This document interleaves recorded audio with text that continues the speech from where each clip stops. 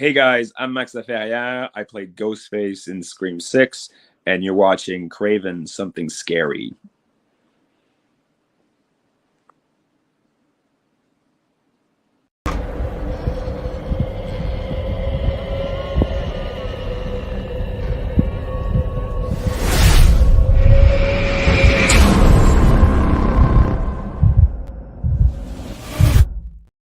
Well, good evening, ladies and gentlemen, visitors, subscribers, patrons, and Cravenites. Welcome to Craven Something Scary, where it's all horror all the time. Well, here we are, guys, on my normal Monday night stream. I try to be consistent on Mondays, and glad to be able to have made it tonight to see you guys and chat with you all about Halloween. It's been a little while since we've talked about the Halloween franchise here on the channel, and I felt like this would be a great time to do it. And we'll also sprinkle in some Scream 7 talk because we've got some rumors that have been coming out lately. And of course, there's it's never a bad time to talk about Scream. So, of course, we'll hit that as well. And I also have a couple of guests joining me tonight to share in the topics and in the fun with all of you as well. So, let me bring them on now without any further delay. And I look forward to this. And I also want to say it's great to see everybody coming aboard here. We're already up to nearly 40 people, and we are just getting started. That is awesome. All right, guys, let me bring on our first guest here, and I'm bringing them on in the order that they were on backstage. So my first guest is a great friend of mine here, and listen. Both of these guests are what I consider to be Halloween aficionados, if you will, Halloween experts. All right, there's a short list of folks that I have on that I would call when it comes to Halloween. If I have an issue, a question, a thought, or a theory, I would call these individuals. These two gentlemen are on that list. Trust me. And my first guess is you'll just know immediately when you see what's behind him, you'll get a feeling of exactly where he's at in his movies and beyond his movies. Oh, see what I did there. Please welcome my good friend, Michael at Movies and Beyond. What's up, man? What's up, man? And I did see what you did there. Well done, sir. What is up, Craven Knights? What's going on, everybody? So good to see you, man. Good And to see you too. hey, man, look, if I see a crack, I like to kick that door open. There And it is. I saw an opportunity, so I took it. There it is. All right. Next up, my next guest who will be joining us tonight to again, is someone who has a passion for Scream, but he has a real passion for Halloween. And I consider him, again, a subject matter expert on Michael Audrey Myers. Please welcome my good friend, Marcus from I Shot Him Six Times. What's up, everybody? What's going on, Steven? What's going on, Michael? Happy to be here tonight. Talk some Halloween and some Scream 7. Yes, sir.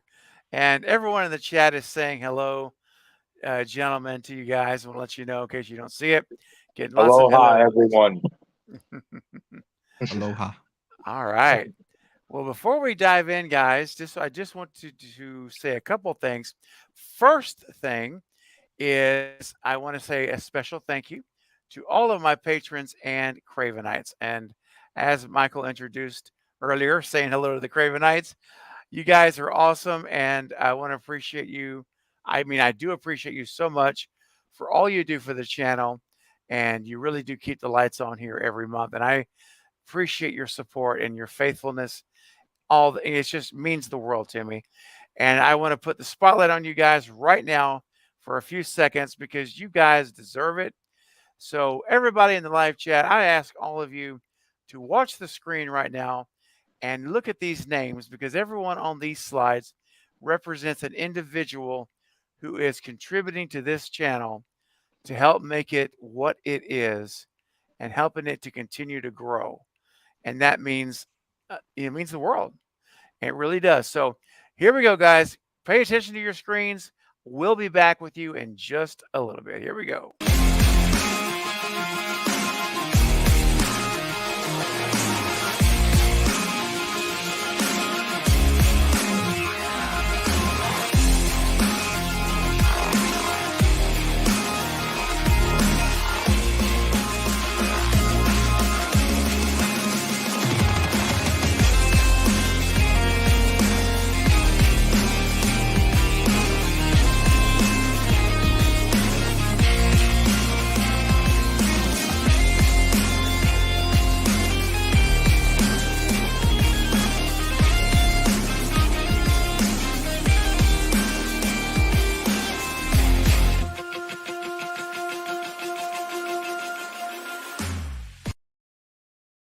All right. Thank you, guys and gals, everyone. Much appreciated. And Bro, also, that song you have is a banger. oh yeah, man. You That thing is know, a banger, man. That'd be having me juke in the back here sometimes. man, I love my rock and roll, man. I'm telling you, I do. It's in my DNA, man. I'm telling you. I was It born. I came definitely out. is a good tune, man. Like just the guitar and everything just sounds right on that one. It does. It's like it's banging, and I love even the riffs are like right in rhythm. Yes. It's like synced perfectly. Yep. Yeah, it's fantastic. Hey, it's synced perfectly, um, and so anyway, yeah, I thank you, Marcus, for that. And No of doubt, course, man. it's not me performing it, but I found it. So hey, man, I'll get Yeah. finder's credit. Right. Um, And I want to say real quick, guys, to everyone in the chat, just a blanket hello. Again, there's nearly 40 people here. So I see all of you who've left a note. I'm scrolling right now, literally through the chat, and I see all of your names, and I appreciate you all. I do want to give a shout out to my moderators, though. Jen Werner is in the house.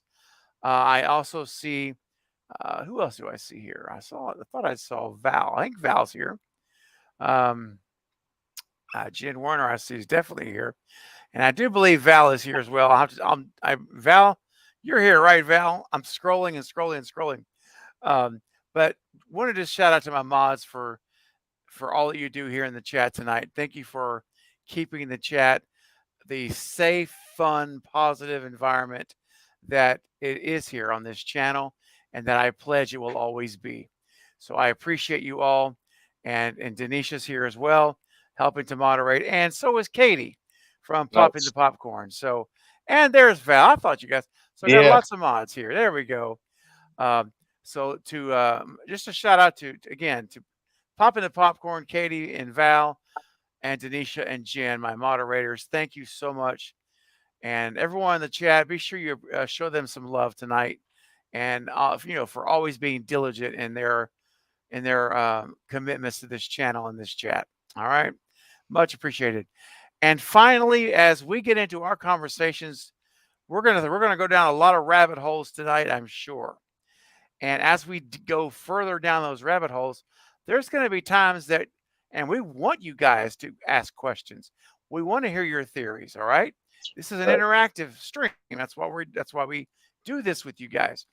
And having said that, though, we realize with 40 people now firm, we're not going to be able to get to every single question and post. All right. We just can't. Not enough time. It's just the way it goes. I'm so sorry. It's not personal. But I will promise you this. If you have a burning thing that you want us to talk about, theory, comment, perhaps, you have a way to ensure it gets done. Send in a super chat with your question or comment, and I pledge to you and promise you, I will get it to the front of the line. We will stop our conversation. We'll bring it up right then, and we'll address it. And we will not end this stream until all super chats have been addressed. Okay. promise you that. So you have that option. Don't feel obligated, but you can do that. And also, it helps the channel immensely at the same time. All right. Much appreciated. And there you go. So, guys, now that we've got everything out, oh, yeah. Thank you, Katie, for reminding everyone to please like the stream. Yeah, let's get this stream. Yeah, Marcus, I'm going to ask you for a number. What do you think, man? We're at 43 people here already. What do you think, dude? I think honestly, Let's go. I think we can shoot for, I want to say 100, but I'll cap it at 75. 75. I like that number. What do you think, Michael? 75. 76, Steven. Michael wins. Are we playing the prices right here? 76, please. I know. I'm waiting for somebody to say $1. All right. Oh, So man. I like that, Michael. We're gonna go. We're our goal tonight for this stream. Now that we're up to 45 likes, is continuing to climb. We want to see 76 likes on this stream before we end it. That's our goal. So if you want to help us reach the goal for tonight, smash that thumbs up button right now. And you're saying, why? You're asking, why does it matter? Well, let me tell you why. Because number one, it tells us that you're enjoying the stream. That's which is really cool. But number two, it tells the algorithm that this stream is banging and that it needs to get out to more people. And that algorithm will send it out as a recommended watch in real time while we're live, and more people will come. So it's a double whammy. So we appreciate it. I appreciate it.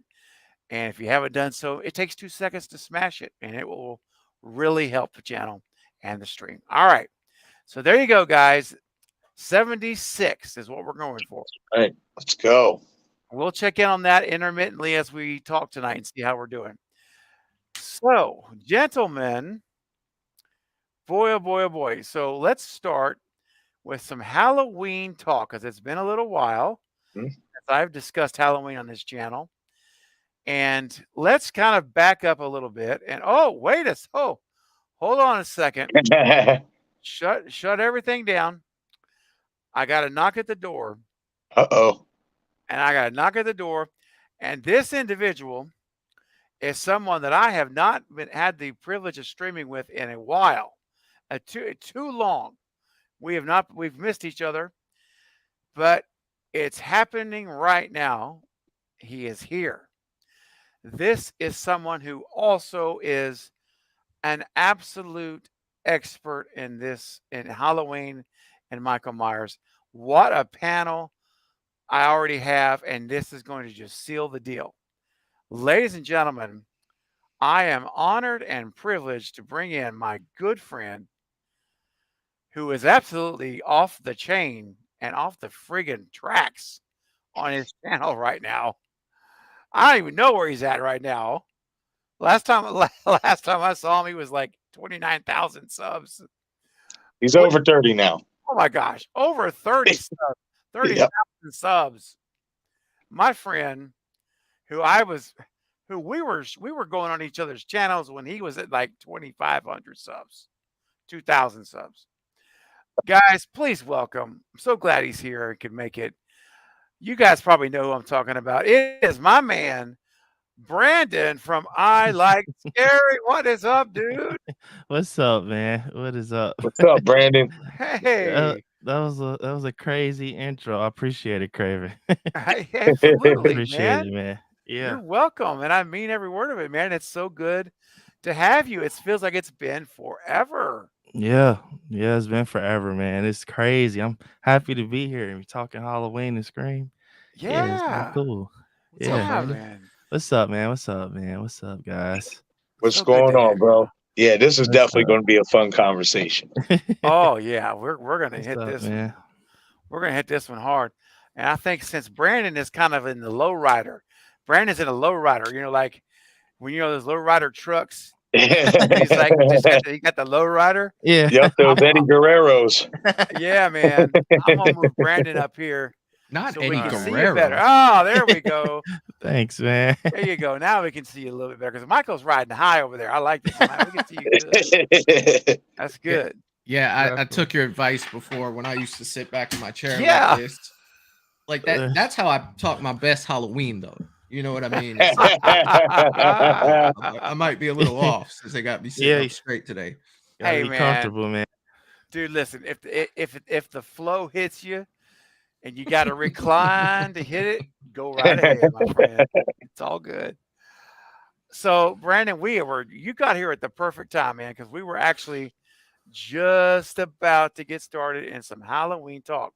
So, kind of just recapping, not a whole lot of recapping like the movie, but where we were left off with Halloween Ends, man. So we had this trilogy with David Gordon Green, and whether you like it or not, and hey, look, a lot of people love it, some like it, some don't like it, some hate it, all across the board. Halloween Ends. Mhm. How this movie ends, though, we can at least all agree on. We all, because it is what it is.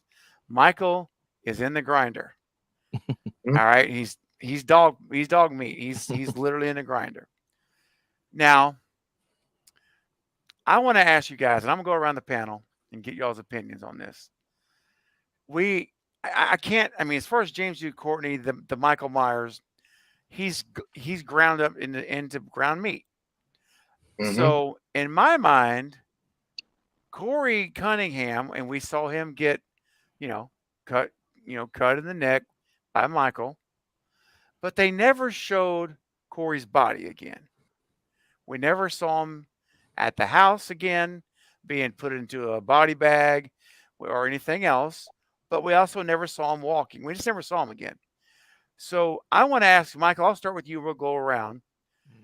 Do you believe there's any chance Corey Cunningham because remember, James Jude Courtney on Night Watch Zone's channel, because I asked him the question, was there a transfer of evil into Corey from Michael? And James Jude Courtney said there was a transfer. And he said, now he didn't say evil. He said, I will leave it up to you guys to decide what.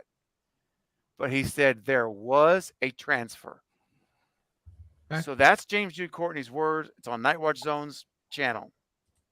So now that we know there was a transfer for sure, Michael, do you believe that Corey could have gotten up and survived that, and that he could still be alive for another movie? I honestly think that there were two transfers. I think that Michael transferred to Corey, and then Michael took that shit back when he broke his neck. Like, nope, you're not. Oh. You are not the guy. And I think that what they're going to end up doing is something else. There's so many different timelines in Halloween. Right. Just from a success standpoint, I feel like it would almost be like, I don't think they want to divide the fan base again. And I hate to go outside of the realm of Halloween and saying what could happen and, what might happen. I think that from a movie making standpoint, I think that a lot of people have come back who actually worked on that movie and were like, yeah, it probably wasn't the best idea. And I don't think that they're going to go down that road anymore with that story. Now, I hate that for one reason, because I really liked Allison. I really like the character of Allison. But I think now we're probably looking at maybe a reboot or, jumping to another timeline, because this is what, timeline 4 at this point that we're looking at with this, because we have the original timeline, then we have the H2O timeline, then we have the Lloyd timeline. There's a lot of different timelines here.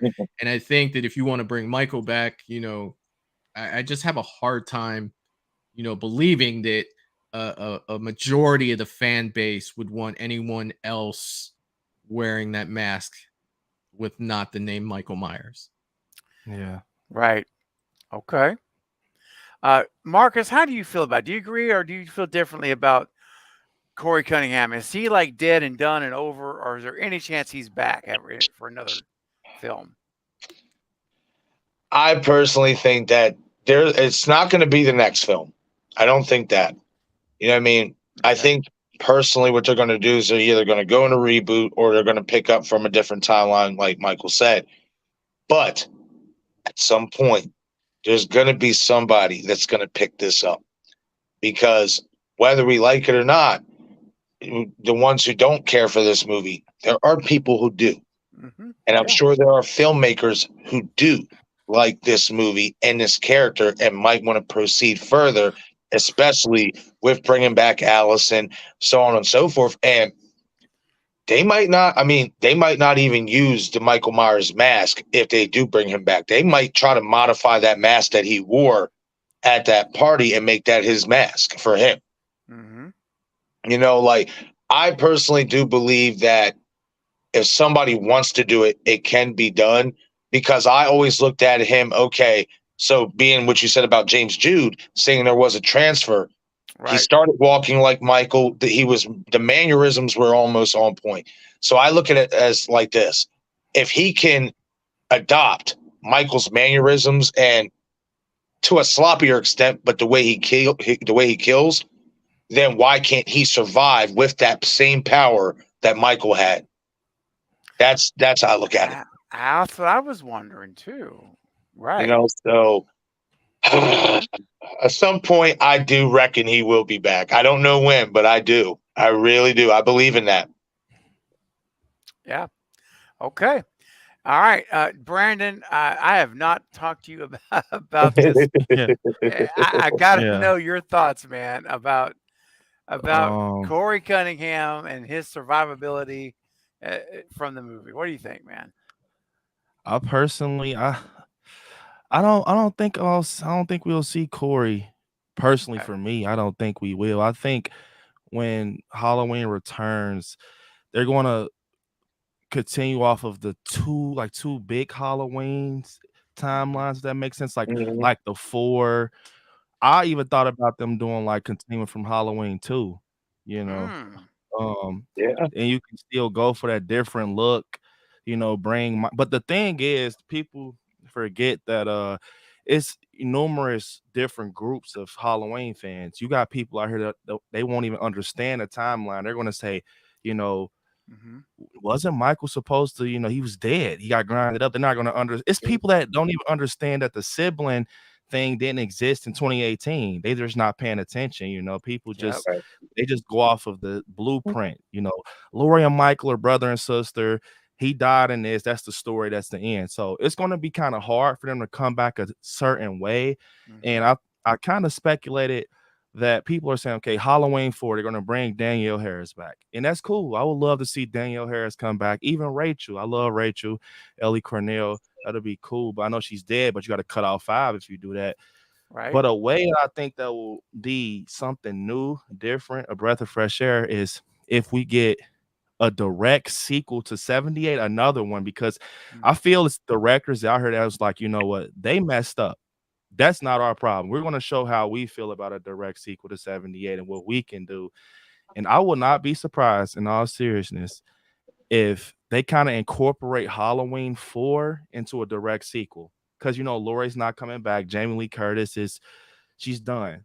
You might as well write her off, or you can just do something where Danielle Harris is the final girl. Mhm. She even yeah. talked to one of the Cods about, saying that she would like to have a showdown with Michael, how she will have kids and her psychic abilities or whatever she had in 5 are still connected to Michael, and he comes back and boom.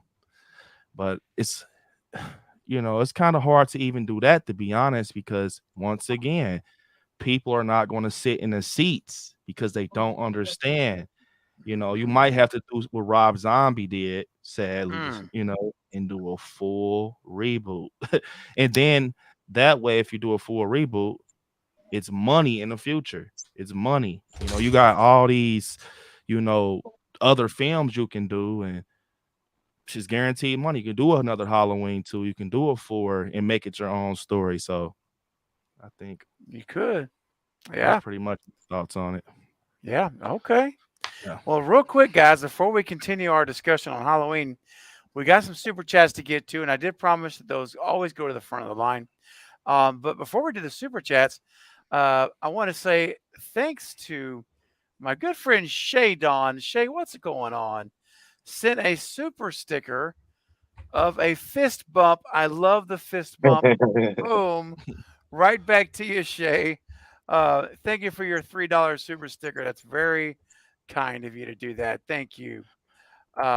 And let's get to some super chats that have come through.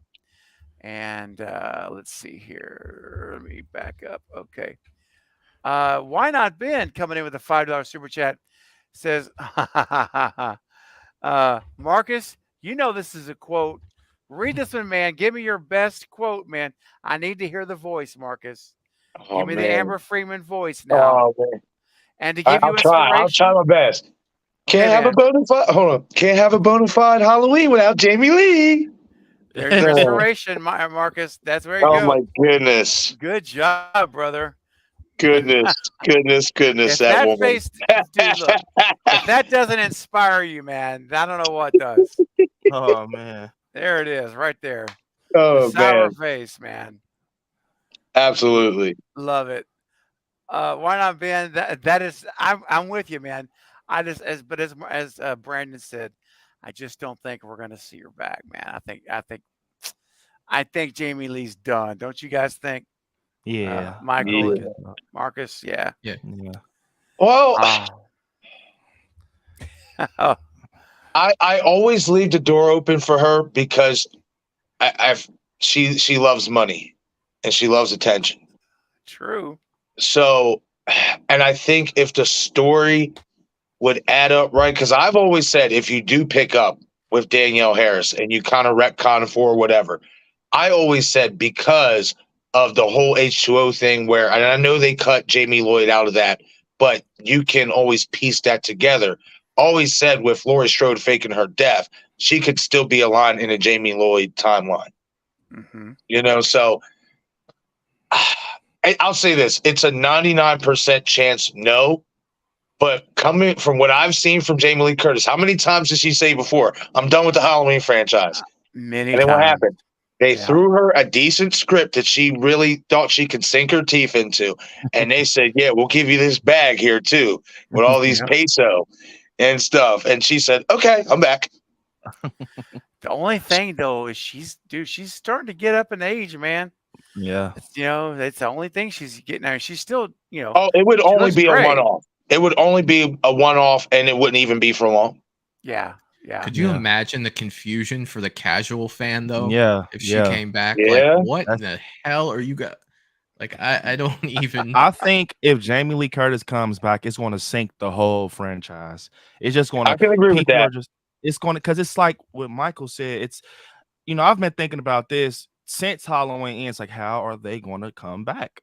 And I'm telling you, it's going to be so confusing and so harder than we know to bring Michael back without a reboot. It's going to be super hard. Well, I'll say this. I think it can be done with Danielle Harris, but I do think she needs some star power help. And in my opinion, especially in terms of the casual and just being a star in mainstream, Paul Rudd as Tommy Doyle. Yeah, He put butts in the seats. There would be fans especially fans that watch Ant-Man, that will be like, wait, Paul Rudd is playing in a Halloween movie. Oh, he played in one before, and that would prompt him to even go back and watch Halloween 6. Yeah. I think if Paul Rudd were to return with Danielle Harris, it could work in that way. But I do agree with you, Brandon, that it is going to be difficult to just sell a Halloween movie with Danielle, and that's not a knock against her. It's just the mainstream. Didn't they ask him to come back for Kills, and he's like, "Nah, I'm good." He wanted to, but he was busy. Ghostbusters and stuff like that. That's what I thought. I thought he was busy. Yeah. Yep, he was busy. He wanted to, though.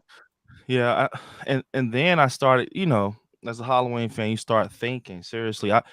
Man, if they really were desperate for money, you know what they can do? That scene where Lori's upstairs, she's writing her little letter, and she calls the police, like, come to such and such, the address. She hangs up, and when Corey's coming up the stairs, I'm not going to say it, but she went through with it. and it's like she went through with it. You know, when she's like, "You really thought I was gonna?" And Corey opens the door.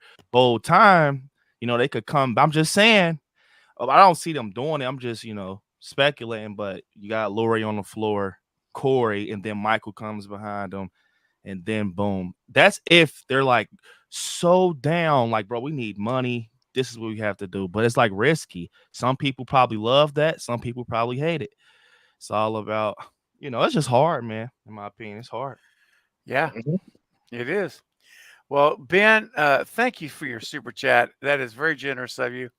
And for your super chat clip, it's time to go to work safety time because we got to be safe, guys. All right, whatever you do, be safe. Unlike this situation. Everything looks safe here. Not so fast, Chris. Look closer.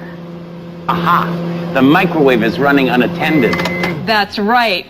And there's a can of paint thinner inside. Oh my gosh. Oh my God. There's a can of paint thinner inside. That's horrible.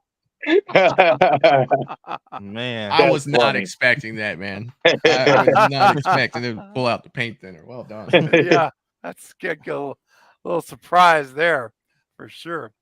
And got some more super chat clips. Hollywood guy coming in with a $5 clip. Thank you, my friend.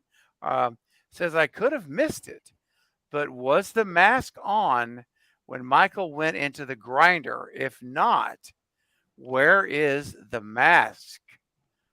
Ooh, you guys? They took it off of him. Yeah, he took it off. So it's back at Lori's house or somewhere. Yeah, it was. It's in the final shot. It's sitting in her living room. That's right. At the very last scene, it's on her coffee table. Yeah. It's like they low-key kept it open. Low-key, like they kept the door open weirdly, I don't know what they were doing, to be honest, when it got towards the final act. Cherry blossoms and all this metaphoric stuff. Yeah. I've always said that sound, that score sounds like something is still out there. Yeah. It does. Well, they had the two different endings as well. Yeah. To where Lori was supposed to be, I would have walked out the theater. I'd been gone. Yeah, I would have left. The evil was supposed to have transferred into Lori. Yep. And I mean, it's just like I watched Halloween Ends probably a week ago. I sat down. I said, "Let's watch it." The thing that's so frustrating with that is Hawkins had such a huge storyline in 18 and kills, and then they just did him dirty, man. He just became a side character. That's true. He just became what did he say to Lori when she was in the grocery store? She said whatever to him. He said, "Oh." It's like when kills ended, you're like, yes, like Hawkins, like, no, this is my fault. I'm gonna be the one to put him down. And then he's grocery shopping and learning Japanese. You know what I mean? Like, that's right. It's just. I remember before that movie came out, I made a ton of videos on Hawkins. Yeah, Hawkins stand like he needs to come like and just whoop what on Michael Myers. What happened?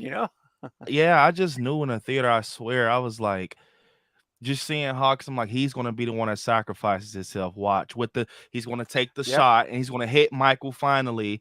And Michael's gonna take him out, and that's what's gonna build up that anger with Lori, like some H2O type of stuff. Man, bro, he got kicked to the curb. I'm like, what is going? He didn't come through the door or nothing. Nothing. Crazy. Lindsay too, man. Lindsay was just pointless. Absent. Yeah. Was she even? I'm about to say, I can't even recall if she was at when they grinded him up. Was she even in a crowd of people? No. Because those were reshoots. She wasn't even there. Wow. No. How do you not have her there? But they have Julian and Sheriff I was just Barker. About to say that. Yeah, Julian was there. Yeah. That was my number one best babysitter. Like, you know what I mean? Like, it's okay. I love Sheriff Barker when the deputies were like, "This is not what we do." He says, "Tonight. It is tonight." Yeah, that was sweet redemption for him. I Right. love the nurse, in Halloween Kills when he's talking about Julian. He's like, "That's Julian. That's that little asshole that lives Yeah. across the street." Yeah, man. Yeah. Oh my gosh. Well, Hollywood guy, thanks for your super chat. Yeah, the mask is at Lori's house on Yep. her coffee table. And I just wish they would have zoomed in like that. Someone made a video. You guys see it? Like, a fan made a video where it zoomed in. When it zoomed in, there was a silver shamrock logo on the Oh, mask. You guys see that? It I was did not see that. dude. It was such a great little fan made clip where they had That is put in and superimposed somehow a silver shamrock logo, and then it started playing the 1980 the Season of the Witch music. It was like, oh, it was great. But Yeah. Hollywood guy, for your super chat clip, you know what? I don't have the Halloween theme or anything right now, but I do have some Yiddish I can play for you. So let's go, guys. Crank up the Yiddish and let's go. The Yiddish. Denken 2 und 3, das ist Zeit mit Fangen an Nein. Wir racken herum und sägen mal nach. Wir racken und racken, es ist während Tag. Wir racken und racken herum und sägen mal nach. All right. Oh man. Not sure what I just saw. Yeah, I was just like, what the? Every time I watch it, I ask myself the same thing. I don't know what I'm watching here either. What did I just Oh watch? man. Oh, hey, next up, Jen Werner. Thank you, Jen, sending in a $5 super chat. That's so kind. Says, I need to say 2 things. Okay. Number 1, everyone needs to watch Val's video from today. Yes, guys, my moderator, the amazing General Val, has a channel. She started a Wow, YouTube she did it? channel. Yep, Did it, she started Brandon. it. Oh, yeah, I gotta check that out. I didn't know she dropped it. I gotta look at She's that. got it, bro. So Val, listen, I need you to put a link to your channel Yeah. because right now she's posting a link to everyone on the panel. I need all of you guys to Check go that out. subscribe to Brandon, I Like Scary, Michael at Movies and Beyond, Marcus that I shot him 6 times. Please, there's 53 people here. I'm sure some of you are not subscribed to these amazing gentlemen. I need you to go and subscribe, please. All of their channels Appreciate are that, bud. worthy of it. Yeah, definitely appreciate Thank it. you, sir. Absolutely, guys. So go and subscribe. Val has put links to each of their channels in the chat. So we'll make it real easy for you. Just click it, hit subscribe, hit the bell icon, all notifications, you're done. It's that quick. And then you go back later after this stream ends and watch their content. You're going to love it. And also, Val, I need you to put Val's probably too humble to do it, but I'm telling you to do it, Val. Please put your link in the description as well. I mean, in the chat for your channel, because I want everyone to subscribe to Val's channel as well. So yes, very good call, Jen. And number 2, Michael, we have a double feature watch party coming soon. Yeah, yes, we do, Jen. Yes, we do. Oh, man. She's referring to Wes Craven's New Nightmare and Dylan's New Nightmare. Oh, wow. By the way, I'm just gonna say this about Dylan's New Nightmare. That's what I'll tell you, Jen. We got All right, a thumbs cool. up. Okay. That's awesome. I can't wait. Oh yeah, I gotta check Yeah. that out, man. Dylan's Yeah. New Nightmare. I think it comes out August 20, late August. I gotta see that, man. But he did say to me he's going to send it out to certain content creators or whatever a little bit early. So if they want to showcase it early, they can. Okay. Yes. Very cool. Yes. Wow. Well, you know what? That makes me want to sing a happy song. So, you know what, Jen, for your super chat, let's sing a happy song together, guys. Here we go. I've got this song that I holler to, and it is entitled "Somebody Loves Me," and it goes like this. Oh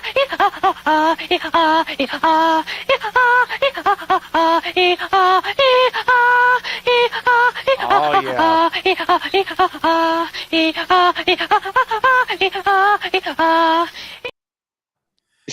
Wow. Lord. Yeah, oh yeah. Oh, man. Brandon is shaking his head. That is crazy right there. Wow. Oh my gosh. Wow. And Brandon's in disbelief. Yeah, that is man. crazy, man. I love it. And you That's know what? We crazy. got more super chats coming, guys. You guys are being so generous. I really appreciate it. Why not Ben coming back with another $5 says, "Oh no, bring back Busta Rhymes, dude. Oh no." Ain't nobody got time for that. Ain't nobody got time for that. Ain't nobody got time for that. Wow. Oh, No. y'all will understand in a few seconds why that's so funny to me.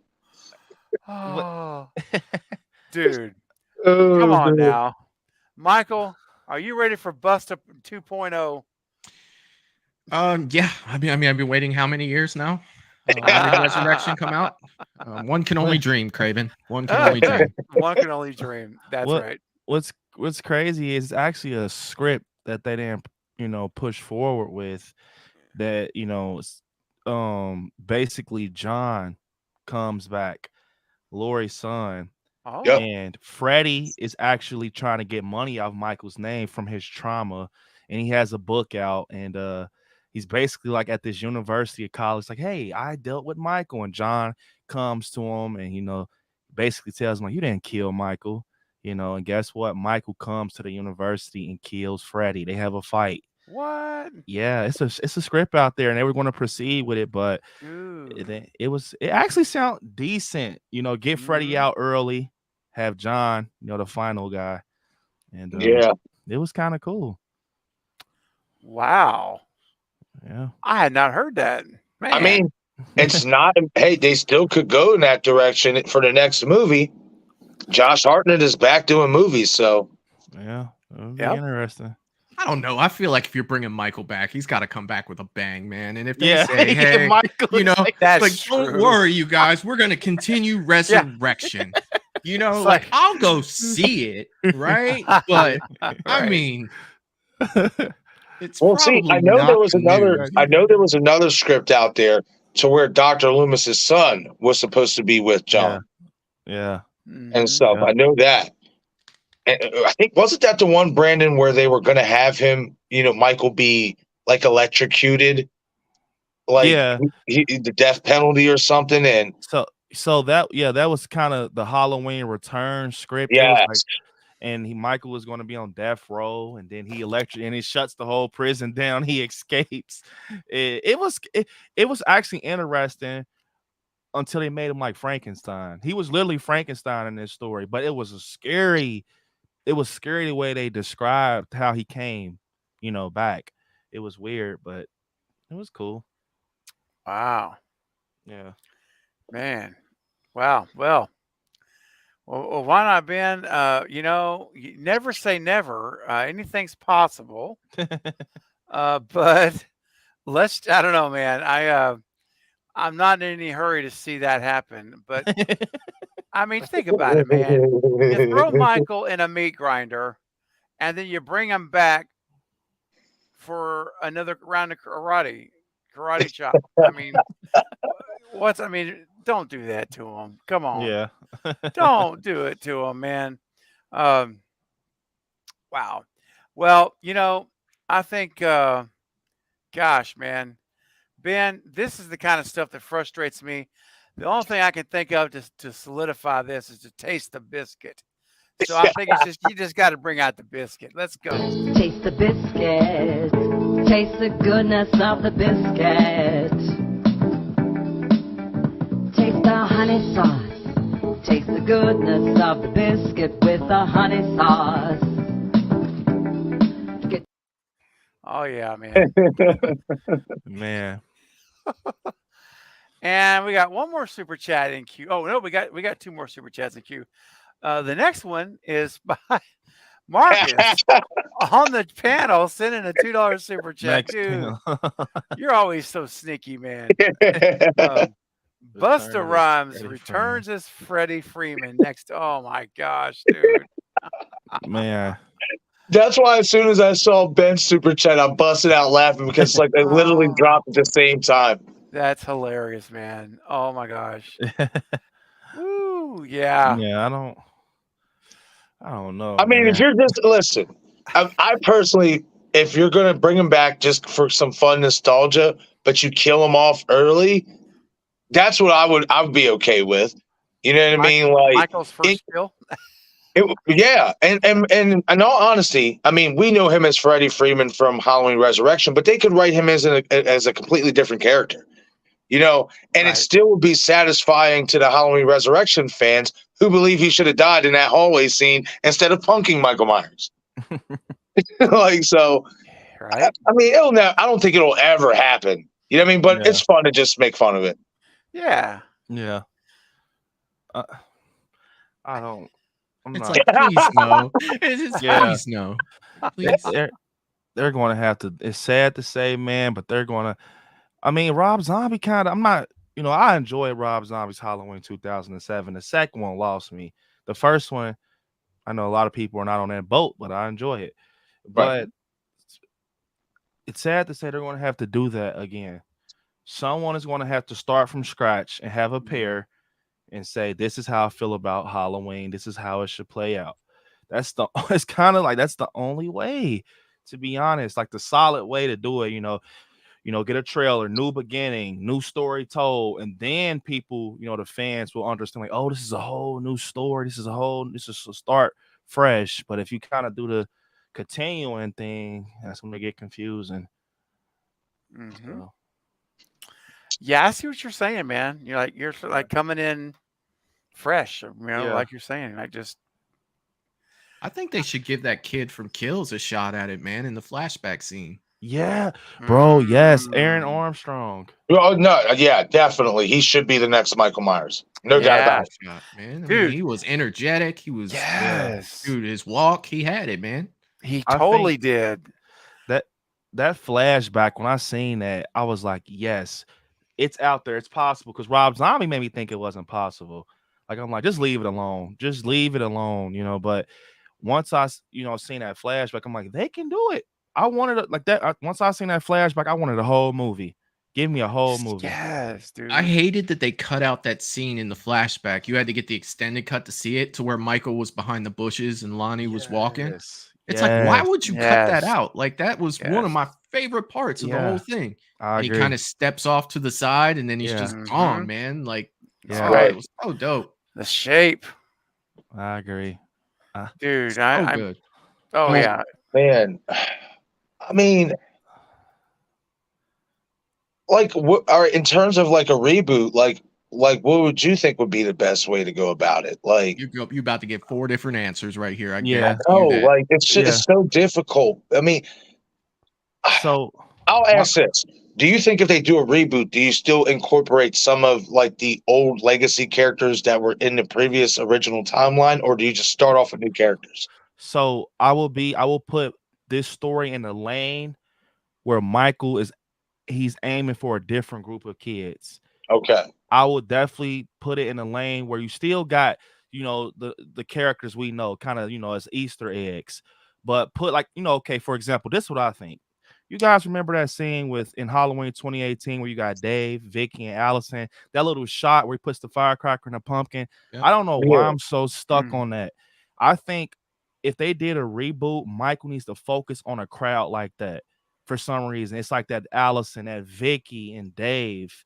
Like, you know, I don't know how. Sounded like the concept for Halloween Resurrection. They just didn't execute it properly. Well, I mean, you can go back to the original as well, when he was focused on Lori and Annie and the other girl. I always forget her name.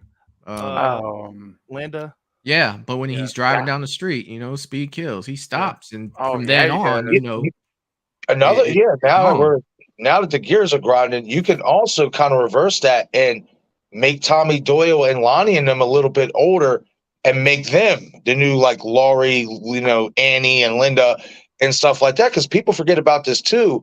You know, Halloween 78 had a big part with Tommy Doyle's character in terms of the boogeyman.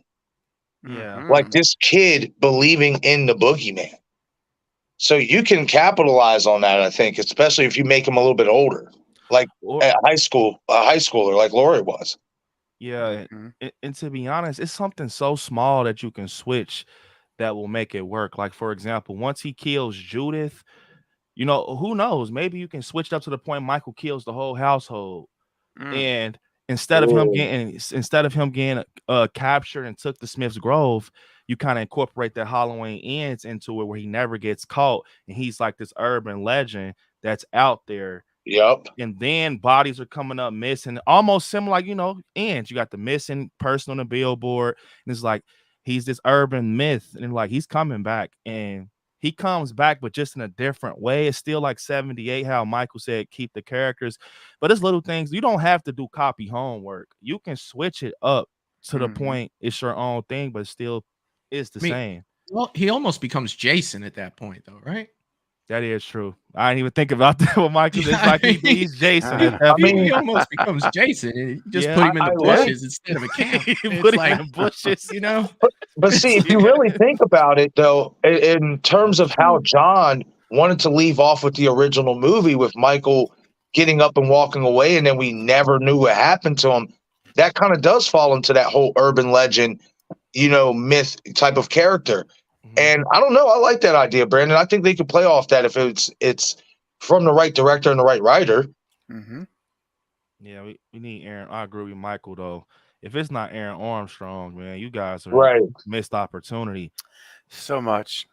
I remember it was so much so for me when I was watching Kills and this thing starts up, I literally said to myself, oh my gosh, they've got archived footage of 78 that they've pulled from the vault. I thought it was actually the old footage from the first movie. I seriously, it was that real to me. It was that authentic to me. And the way he played Myers, man, I bought it 100%. I bought it. Absolutely. Fantastic. Dude, look at that alleyway scene where he's walking the mask, dude. Oh my God, bro. The mask was ridiculous. When he's walking up to Lonnie, you get that face shot of the mask. It looks so much like 78. Oh, it looks freaking fantastic. Yes. It's oh my God, dude. Like that's the next mask I want right here. You know what I mean? Like yes. It's just great. Something else I just thought about what you guys just saying, that you can do this too with a reboot, like how Michael said the alleyway scene. You know, some people might not notice that is the same exact night after he gets shot off the balcony. That is very crazy when you think about it. You can actually do a reboot, technically kind of a sequel / reboot, kind of where you can pick up in Michael's POV, like how in the Halloween Return script, that's how it starts. The original 2018 script, the film picks up in Michael's POV. He literally gets off, you know, wherever he's coming from in the backyard, and we're in his POV. He goes and kills another family, and he kind of branches out. But I mean, you can do that, to be honest, how they did the flashback and continue. I mean, you could make a whole movie that way. I mean, they make movies about stuff in the 60s and 70s and 50s all the time, man. It's not like it would be hard to do. And it would. I mean, you could almost make a new Halloween 2 that didn't take place in a hospital. Yep. My point exactly. That's right. Yeah, that's kind of lining up with what Brandon said. You could literally call it, you know, Halloween 2. Literally just call it Halloween 2. It'll work too. And do it. Yeah. Halloween 2 2025 or 2026. Exactly. Dick Warlock, I mean, no disrespect. I love Dick Warlock, but in my world, I don't think he counts. I'm a Nick Castle, James Jude type of. Well, I love James Jude, but I'm a Nick Castle type of guy. So some people kind of think Dick Warlock, he doesn't count really, you know. So it could kind of work if you go that direct sequel Halloween 2-ish route and make it. I don't know how to explain it. No hospital, like Michael said, and just have it straight neighborhood, Haddonfield. Yeah. Basically, what they should have did a little bit more on a broader scale with Kills. Yeah, kind of similar. Yeah. Real quick, Blake. Hey, what's up, man? Good to see you. I have not seen The Flash yet. No, sir. Let me know if you liked it, if you've seen it. All right, real quick. Got some more super chats. Let's get to. Why not? Ben says, I like Resurrection. Okay. Hey, man, there's nothing wrong with that, brother. That's all good. No. The concept was cool. It was just not executed right. Yeah. That's all. You know? That's all it really was, and it was just a little goofy. If they would have tightened Right. some things up and made it a lot more serious, I think it could have been a lot. I think it would be a lot better received than what it is. Hey man, one thing that I learned on my channel, dude, is when we do our shows on Sunday nights, there are so many different opinions of what Yep. people Oh, think, man. absolutely. Yeah. And dude, it's just because I might not like Resurrection or anybody else, dude. If you like Resurrection, man, that's your thing. Like Right. Resurrection, you know what Like I it. mean? Like that's Absolutely. awesome. Enjoy You it, do your man. thing, bud. Like I mean, Yeah. I spend a good portion of every show with the guy I do a show with Matt, and we argue. He's a huge Rob Zombie Halloween guy, and I'm a big original guy, and we're just Yeah. back and forth and good fun, dude. But if you like Resurrection, man, that's awesome. Yeah. It is. I Absolutely. agree. You bet it. You better believe it. And that's why I think it's so wonderful in this community that we all can congregate here. Yep. You know, we got Mhm. 54 people here right now in this chat. We all are congregating together, talking about these movies, and all of us having different, varying opinions. Some match, some don't. But that's the beautiful thing about it, man.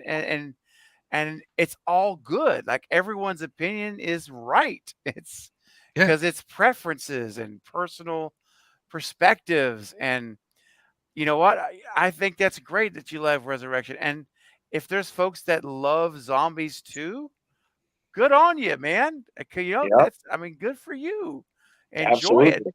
Buy that sucker on Blu-ray, I mean, and let her rip. don't get me wrong. People love to bash Halloween Kills, dude. And I will stand up and fight for Oh, that movie every Yeah. day. with anyone. I I'm Yeah. will. sorry. I I'm- will. I to love be- Halloween Kills. Yes. To be honest with the whole trilogy, I'm gonna die on the hill for that. Yeah, It's Me because too. it's solid. Yeah. Believe it or not, if you like in 10 years from now, that's gonna be movies that I watch for Halloween season. Those movies, I'm gonna watch them. Well, it's Heck funny yeah. the things that people break apart in that movie, like, oh, I hated this scene, or oh, I hated that Mhm. scene. It's like, yeah, dude, me too. But go ahead and look at these other Halloween movies that we have had with the same microscope that you're looking at. This one, in honesty, and not nostalgia, but honesty. You're gonna tell me that this isn't better than 90% of what we've had in the past? I'm a man. huge Halloween fan. Don't Yeah. get me wrong. But realistically, if I am being 100% honest with you guys, I probably don't like more Halloween movies than I like. And that's the truth. I just don't. I love Halloween 1. Halloween 2 is good. Halloween 4 is good. 5, 6. Even H2O's mediocre to me. Resurrection wasn't it's just Halloween to me has the highest of highs, but it has the lowest of lows. You know what I mean? Yeah. When it's good, it's great, it's the best. But when it's bad, they dig a Yeah. hole that's so deep, and there's so much crap in that hole, man, that it's just like, good God, I'm either gonna love it or I'm not gonna like it at all. Right. But that doesn't make me any less of a fan. It's just No, not at all. I hate to Yeah. quote like Forrest Gump, but you never know what you're gonna get. You know what I mean? It's like, Yeah. here's the movie. So and something lately I've been thinking about is that a Halloween that people kind of are starting to look over it kind of is Halloween 4. And I'm gonna be honest, and like I said, I'm gonna die on the hill for this. If they would have switched the mask, like just picture that movie without that mask and bring the 78 mask in it, kind of take Michael's shoulders away, just submit the 78 Michael in 4. It probably will be one of the best Halloweens. Like, Yeah. seriously. And we've talked extensively on my show about that, dude. Could Yeah. you imagine the lightning scene with the 78 mask, bro? Yeah. And he's sitting up in that room and that lightning goes off and he looks to the side. You're talking about, Dude. I will have a poster of that on every wall in my den. Like, that's one of the most epic things I've ever seen with a mask that I cannot stand. Yeah. Right. Still dope. But you want to Oh, yeah. you want to throw that 78 mask on it? Come on, man. Yeah. Still a great movie, though. Oh, it's Yeah. Such a good fantastic. movie. Fantastic Yeah. movie. Yeah. It does have its little spots, but even then you come to love them. Yeah. Where you Oh, going? yeah. It's like, to the police station. Nobody answers. No way. No how. It's like, Jesus. Like, just picture 78 Michael on that roof with Rachel and Jamie. Yeah. That would be Oh, man. crazy, man. Or standing there before she runs him over. Yeah. Where you're Oh just my. standing there.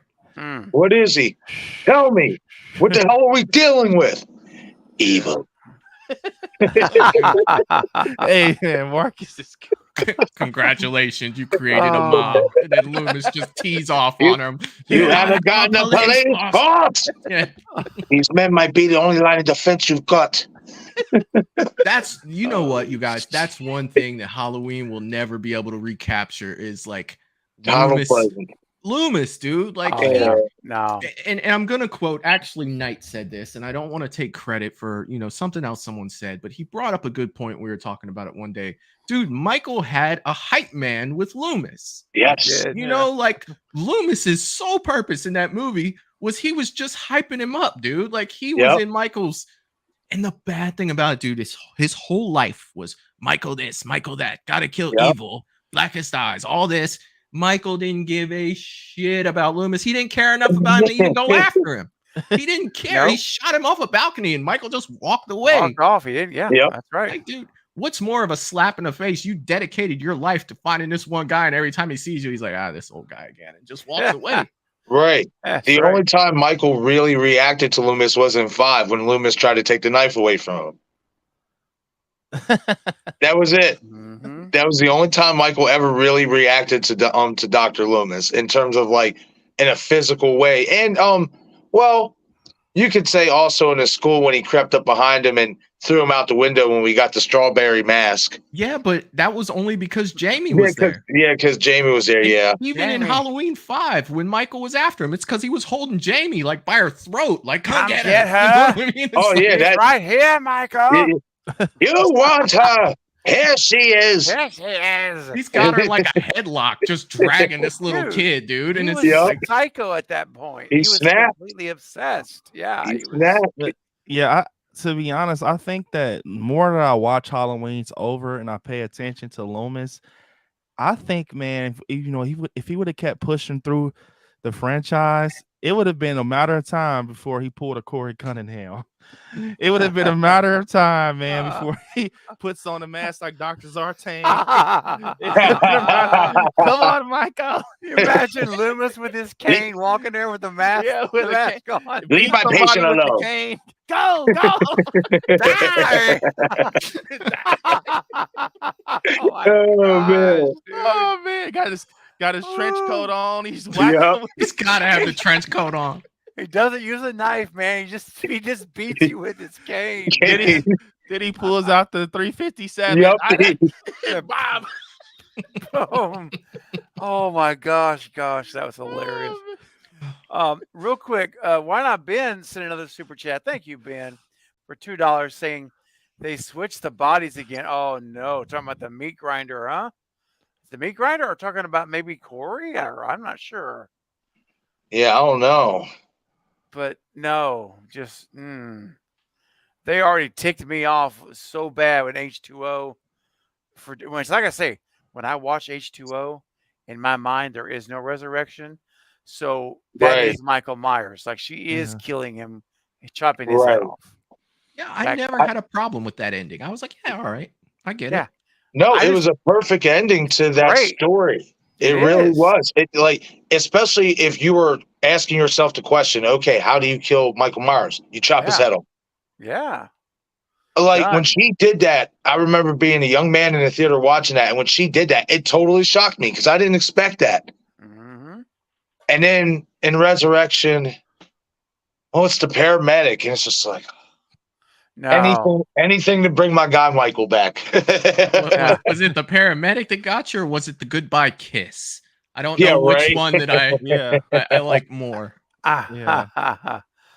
Thank you, Ben, for your super chat, my friend. Got a couple more super chats to get through here, and then I'll play a clip here. Got a Scream super chat that's coming through. Okay. Nero Borgata with the $5 super chat says Stu was with Quinn, okay, and chased Gail and survived the cast iron skillet. Oh, talking about that's in the apartment. Okay, skillet to the head. because he has titanium plates in his head and face. Well, I mean, he could have some, some facial work done from back in the day there. But that's possible, I guess. I would definitely agree that it was not Quinn. I don't believe that was definitely not Quinn attacking Gail. Yeah. That's for sure. Jumping No. over couches. No. No way. Throwing her boyfriend through the bookcase like he was a rag doll. Yeah. No, that was, in my mind, that was 100%, 100% Stumacher. Yes. That's the man right there. I believe that was him. And we can't forget about the phone, Craven. Oh yeah, that phone call with Gail. Oh man, I'll tell you. Woodsboro area code. Yes. Yes, indeed. I think that with radio silence and everything, and just the recent Scream films, they're planting little secret like seeds just in case, like like to the point they're so small, almost to the point like we're over here saying that Stu is a ghost face in this, it's not Quinn, and to the point if they decide like, come on Matthew, get back in there, we might get a flashback saying this ghost face, maybe taking a robe off, putting it in a trunk. I think they're just being smart about it. They're just in case, Yeah, man. I mean, there are clues there. There's breadcrumbs. And I know we're gonna get back to Halloween, guys. We are. We're gonna get to Scream in a little bit. But yeah, you're right, Brandon. They're putting in intentional breadcrumbs in these movies. I'm telling you, they're there in 6 and in 7 and in 5 and in 6. And they all I can say is they better pay off in 7. Because if they blow this opportunity and they don't do it in 7, man, it's gonna be such a missed opportunity. I mean, gargantuan missed opportunity. Agreed. They ramped up the Easter eggs in 6. Yes. Like they ramped it up to the point where when you go back and watch the movie, you find more in scenes you didn't initially catch. Yes, I agree. You got to pay it off. You got to pay it off. Yeah. And like One and Only is saying here, like I said before, they've been handed a layup. They have. It's an alley-oop, man. The ball is in the air. All they got to do is dunk it now. They got to come follow through and just lay it up and slam it down. 100%. True. So thank you so much, Nero, for your $5 super chat. That's very, very generous of you, my friend. And I'll go ahead and play one clip for the last 3 super chats. And then we have just a few more super chats to get to. We're going to keep talking Halloween, though, because the discussion's going great. You guys are killing it. I knew you would. I'm so excited about this. Well, look who you got on the panel, man. We can go for hours on this. It's all stars. This is an all-star Halloween panel. What are you talking about? Yeah. I'm so happy you all could make it. In fact, let me put it this way. If I went in this dadgum hospital bed, I'd be dancing just like this.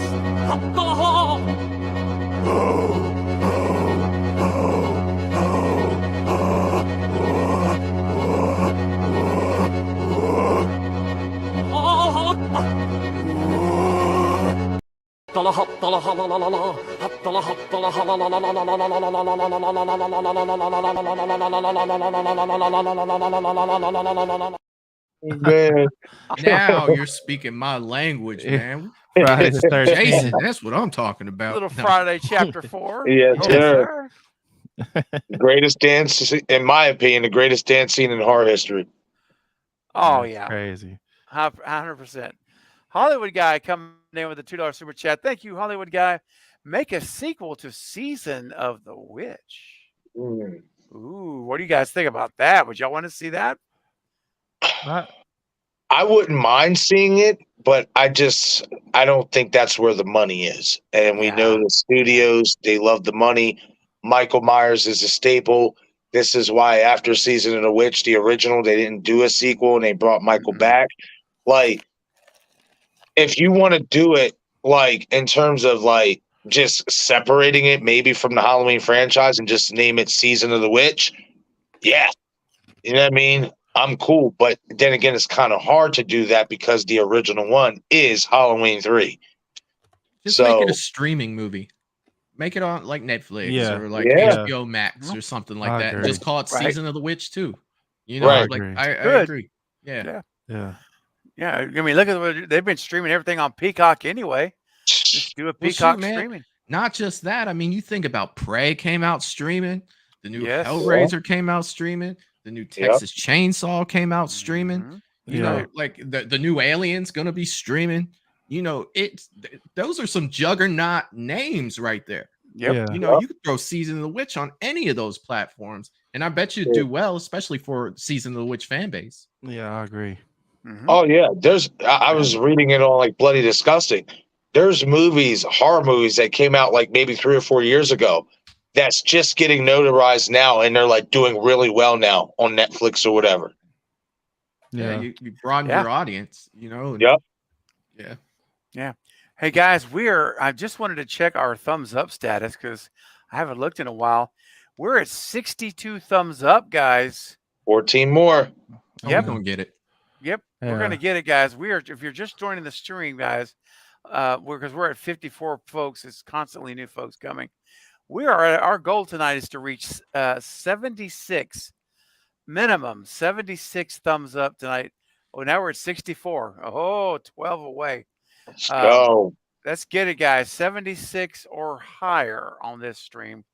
And I appreciate you guys helping us get there. Yeah, 66. Oh, boy. Execute order 66. Oh, okay. Hollywood guy, thank you for that. And I would also be, I agree. I would be down for that in the right way. Not a theatrical. Don't make that the next big Halloween movie. Right. Yeah. No, I agree. Jason Dyer, my friend.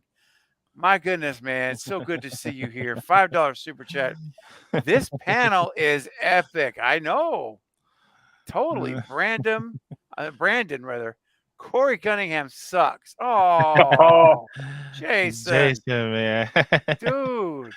Craven, we need bathroom stall. Just went platinum. Oh, gosh. And Phantasm rules. Appreciate all of you. Jason, thank you, brother. That's awesome. Corey Cunningham sucks.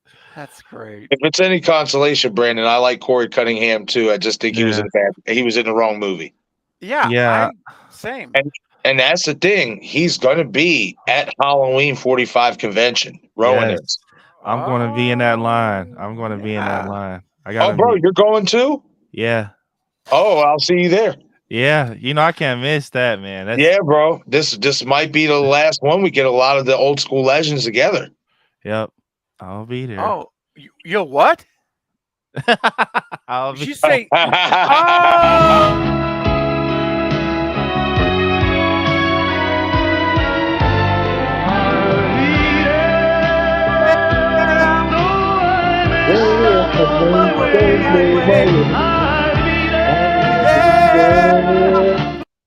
Oh yeah, man. Yeah, let's go. Man. Oh man. That is gonna be a madhouse. Yeah. Oh, absolutely.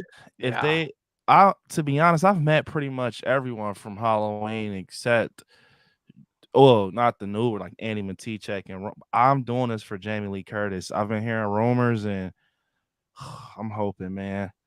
I'm hoping. Oh man, you know what that line's gonna look like?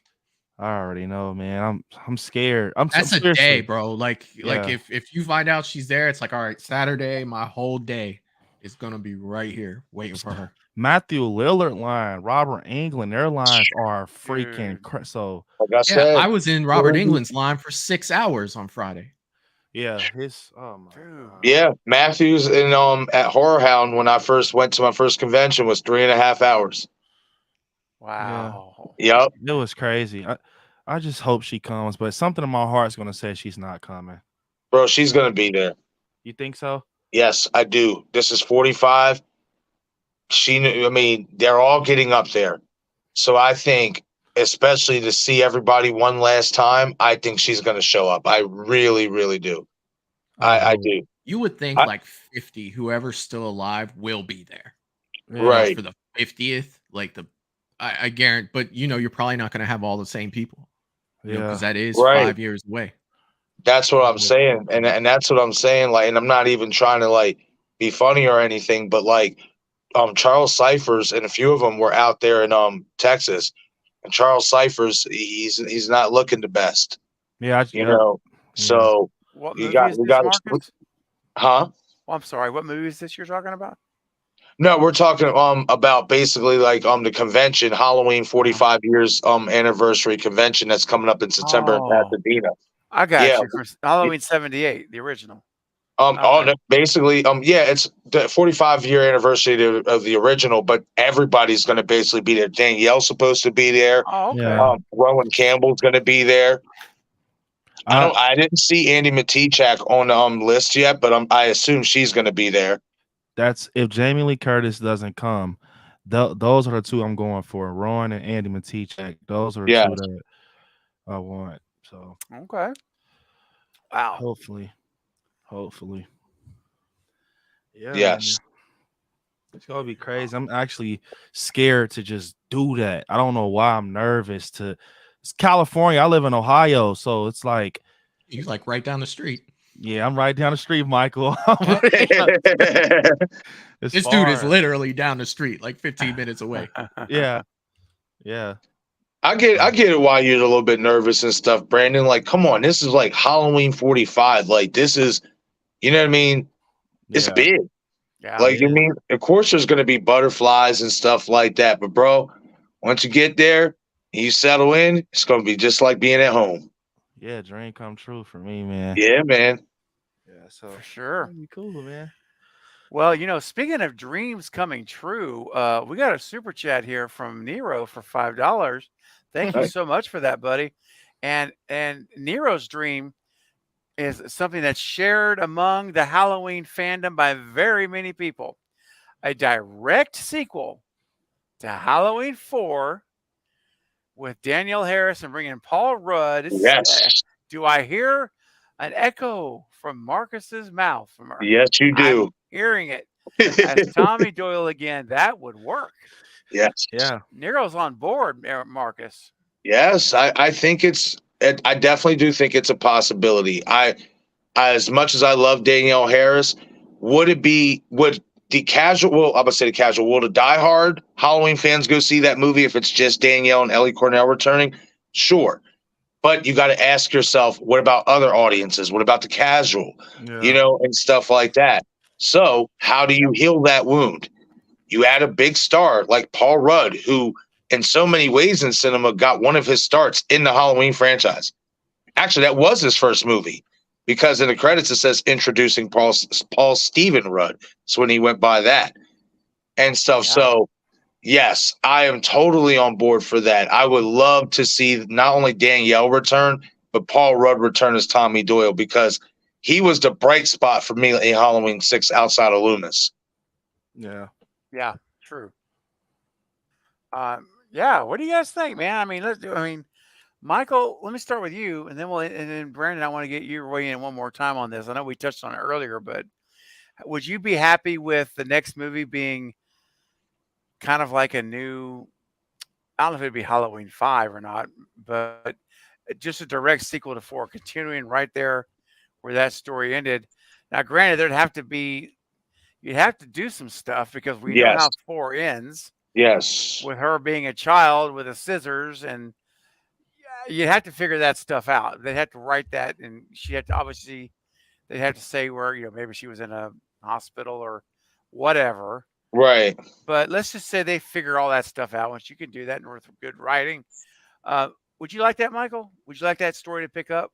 Yeah, man. And this is something that, we've been talking about for a very long time. I think before even Ends came out. What will they do after Ends? And I mean, the only thing, and I've always said this about this theory, would I love it? Absolutely, man. Like, that would be awesome. My biggest fear, and if Paul Rudd would join, there's certain things that I would think about with that too, and I'll get to that in a quick second, and I won't take too long answering this, but Yeah. for the casual fan, I'd be worried. Will Right. they understand? Like you're jumping in to something else. Like it's easy to say, oh, this continues the original movie. Casual fan would be like, okay, that was the first one I saw. When you start getting into like, now this is a continuation for 4, this is a continuation of 6. It's like, wait a minute, did I even see that one? Because you do run into a fandom to where it's like, all of us, and then there's people outside of, us. They're just like, man, I can't wait to see a new Halloween movie. Then there's the fan base like, what you doing tonight? Oh, I'm gonna go see that new Michael Myers movie. You know what I mean? To where it's just like, yeah, there's not really that connection. You just know it's cool because he wears a mask and he kills people, and that's where it is for you. That's the only thing that concerns me. Would I like to see it? I'd love to see it. Now with Paul Rudd, is he going to be a serious Paul Rudd? And I mean, in all Paul Rudd's movies, I love Paul Rudd, but he's like the same guy. You know what I mean? Like he plays a certain type of person. And when he was in, Halloween 6, granted it was his first movie, he was very stiff to me. And he almost sounded like, when he talked to me, he almost sounded like a guy impersonating a guy in a horror movie. It was like very, like, I really don't know how to explain it. And it's just like, he brings a comedy aspect to almost every movie that he's in at this point. To Ghostbusters. Yeah. He was in Ghostbusters. Right. Ant-Man. And then he's going to be tied up with Marvel, and then Secret Wars is going to come out soon, and that's going to be a whole nother end game, giant thing that they do. And it's just like, I have reservations about it, but if it's pulled off right, yeah, I'd love to see that. Yes. Yeah.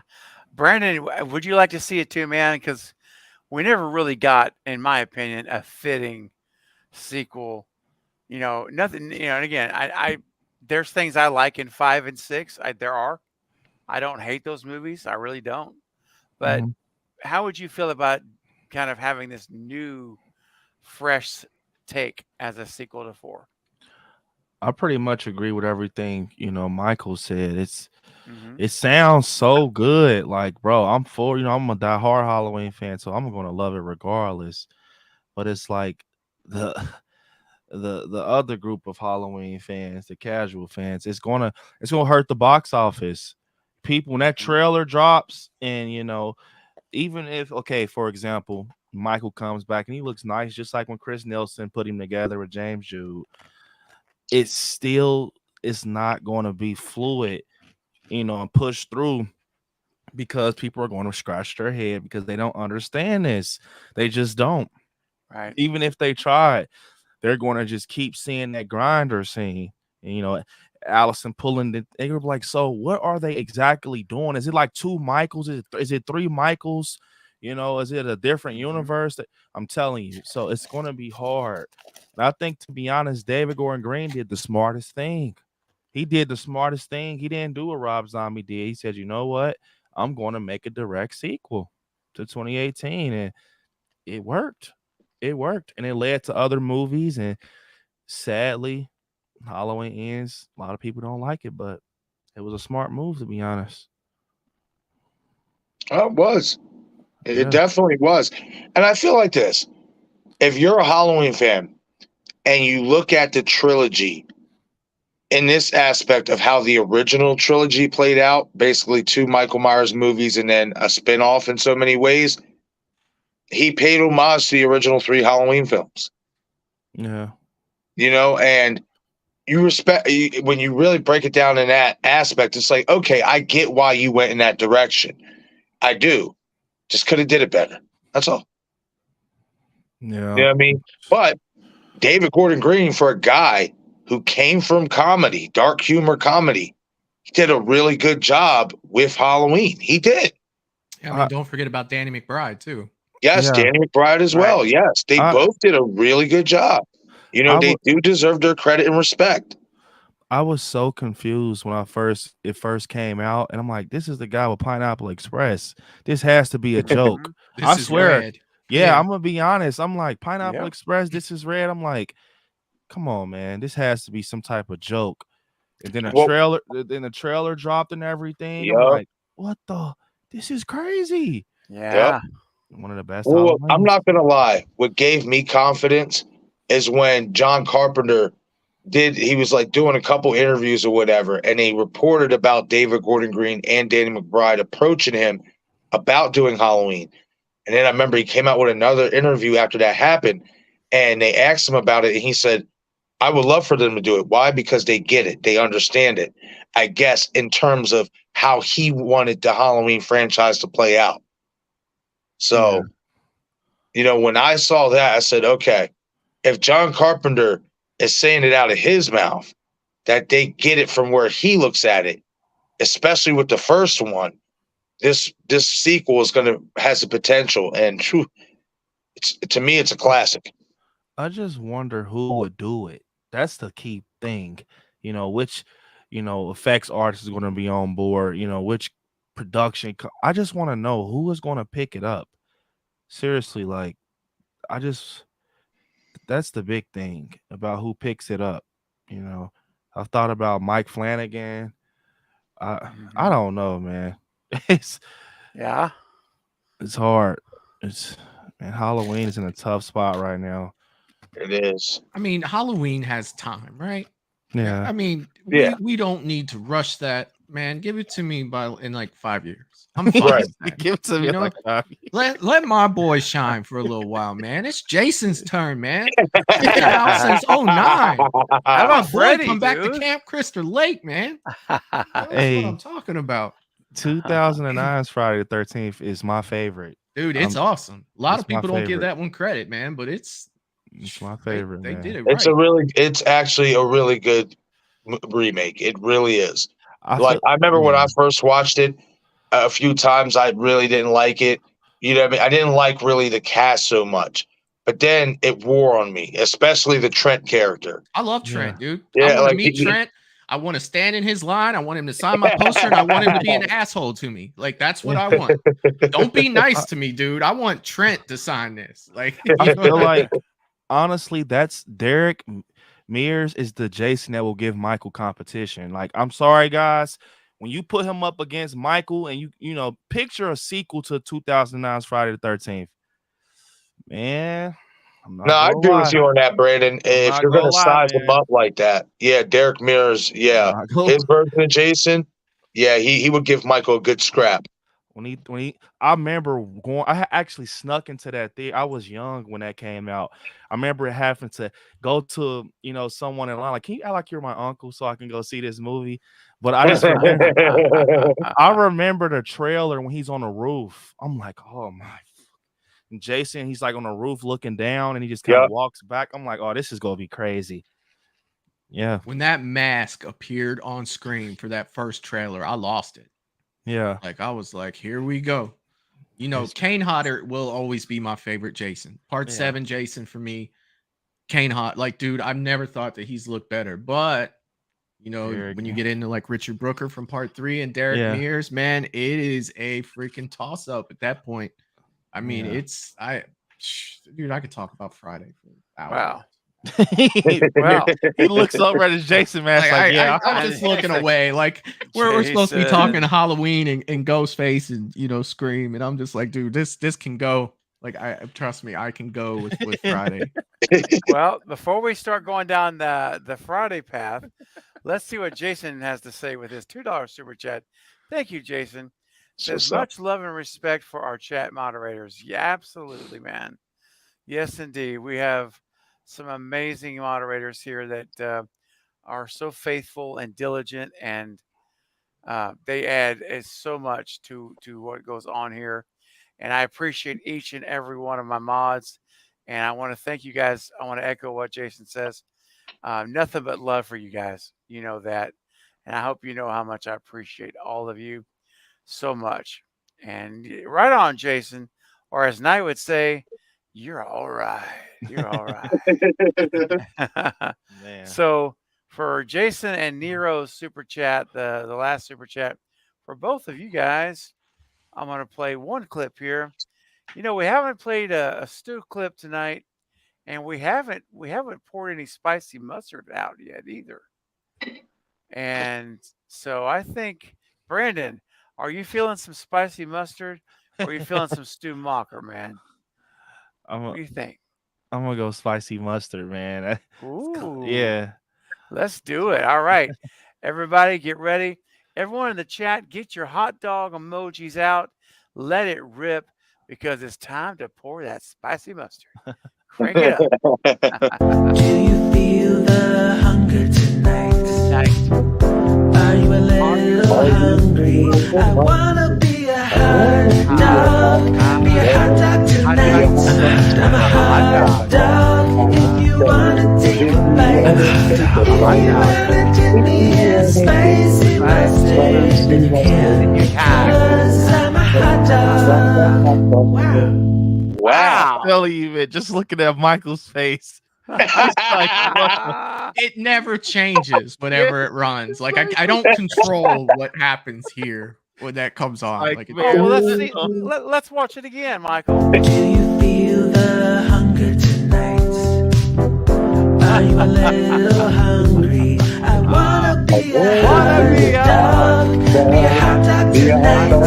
I'm a hot dog. If you wanna take a bite, I'm a hot dog. Give me a spicy mustard, and you can, because I'm a hot dog. Wow. Wow.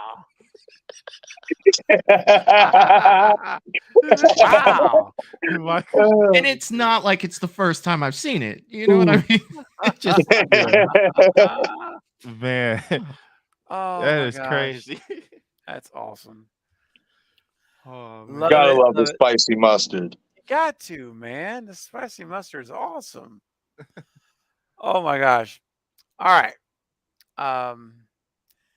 So Dino came in with a good question. He said, do you all think a remake of Halloween done like the original would be successful, or is that style too much of a slow burn? So basically in the Carpenter style of that original 78 model. What do you guys think? Would that work today? Marcus, go ahead. I'm gonna say because of how today's audience is with especially like getting to the point and liking a little bit more violence and brutality, I'm gonna say no. Man, I'm gonna have to say no, man. I personally would love that because I respect a slow burn like that, especially when you're unraveling the story and stuff. But I also think too, what would hurt that is you don't have a Donald Pleasance to hype Michael up that way. And that's what made Halloween 78, outside of everything else, that's what made Michael Myers, the character, so revered. You had that narration from Dr. Loomis. I don't think they're going to be able to find somebody that good as Donald Pleasance to get that message across. And let's really be honest. Do you want to see them just redo and carbon copy Halloween 78 all over again? Well, I'm going to give you guys, and I want to hear Michael and Brandon's thoughts, of course, but I just want to throw this out there. 1998, Vince Vaughn as Norman Bates in Psycho. It was a screen shot-for-shot remake, and it was horrible. And it was shot for shot. Wow. Vince Vaughn did his best. Like, I don't really fault him necessarily, but he is not Anthony Perkins. He's Right. not Norman Bates. I'm sorry. It just fell flat. So could you pull a shot-for-shot remake of 78 today? Oh, you're talking shot for shot? Yeah, maybe. No. Yeah, so you couldn't do it, right? No, there's no way. Like if it's shot, I was having a hard enough time with that type of movie, let alone shot for shot. If it's shot for shot, there's no way. Well, let's do both because I'm not sure Dino meant shot for shot. So to be fair, let's do that style and then shot for shot. even in just that style, I think that you would run into issues with, again, Marcus was saying was today's audience. I mean, they make YouTube shorts for a reason. Some people, they just look at shorts because they want to go right to the point. And that's what I'm finding out a lot about, being on here and talking to a lot of different people is everybody wants something different, but there's a big chunk of the horror fan base. They just want to get into the action. And if there's no action, then they're not watching. Like, oh, it's a terrible movie because I had to sit through 10 minutes of dialogue, and it's just like with the attention span of people today, that's going to be a tough pull. Now, people, our age that appreciate, those types of movies, I don't think it would be an issue. But if you want to incorporate all of your audience, think about how long. I mean, you could just go back to like 2010 from now. You've got a whole nother audience of people watching horror movies. You know what I mean? And they're used to everything being here right now. And I mean, it goes beyond movies. It goes to like DoorDash and Amazon. It's just at your door. You don't have all that stuff to go around. That incorporates into movies too, to where you're watching it. It's just like, when are we going to get to this? Well, you have to explain the story, but yeah, I don't think so. I think the perfect formula, even better than 78, sadly, and 78 is my favorite. The perfect formula for a Halloween movie. Only one has done it, and it's Halloween 2018. It's the perfect formula. And you right now, so hard, man. Here it is. Cheers. Well done. Yeah, Michael, I'm seriously like, it's better than 78's formula. I'm sorry. It's like, it's the perfect burn. It's the perfect build up. It's the perfect reveal to the final act. It's just perfect, man. It's like, that's why it's my second favorite Halloween. What they did was so crazy. Like, I don't even think no one can even do that again, to be honest. I think they kind of, got lucky with that, that 2018 feel. I think it was just like, we were kicking the door down off hype. We're back. Michael is back. Let's go. We're starting, and it just happened. Even, kills, ends. I'm sorry. It just wasn't 2018. It just wasn't. 2018, perfect sequel to 78. To me, it's better than Halloween too, sadly. Yeah. I'm in agreement with you on that, Brandon. That's my second favorite Halloween in the franchise. Same with me. Yep, me too. Wow. Yeah. You want to talk fighting tooth and nail for a movie? I'll stand there and 18. Yep. Yeah, man. It's crazy when you look at that. Like we talked about it earlier. When you look at this franchise as a whole, man, there's so much going on. So many, there's so many movies where you'll, like you say, you'll die on some, and some you'll just let go, and you won't even pick your sword up to fight for too hard. You just won't, right. Hey, you go ahead, but the ones that you love them really good. You really love them. They mean Absolutely. a lot. And Halloween Kills for me is one of those movies that, I had to endure Fate Decided, my good buddy Fate, which I love, I love the guy. We're good friends. I had to endure his stuff every week over Halloween Kills. Just trashing that movie over and over. And I'm like, dude, if any of you watched the Lethal Collective back in last year, you guys remember, but it got heated, man. We'd be like, because everybody, it was 3 against 1, but Fate's personality is more, it's like 3 people. He can take on a whole panel by himself. And so trust me, I stood up for Kills though. I would not. I'm like, you know what? I'm not letting this go by without having some resistance against this, because it was to me, it was one of my favorite sequels of the franchise. It really is. So, but I guess back to Dino's comment. I think we're in a different era now. 78 was a very long time ago. there are slow burns still that are made today. Brandon brings up a good point because 2018, it really does build up to that Right. third act.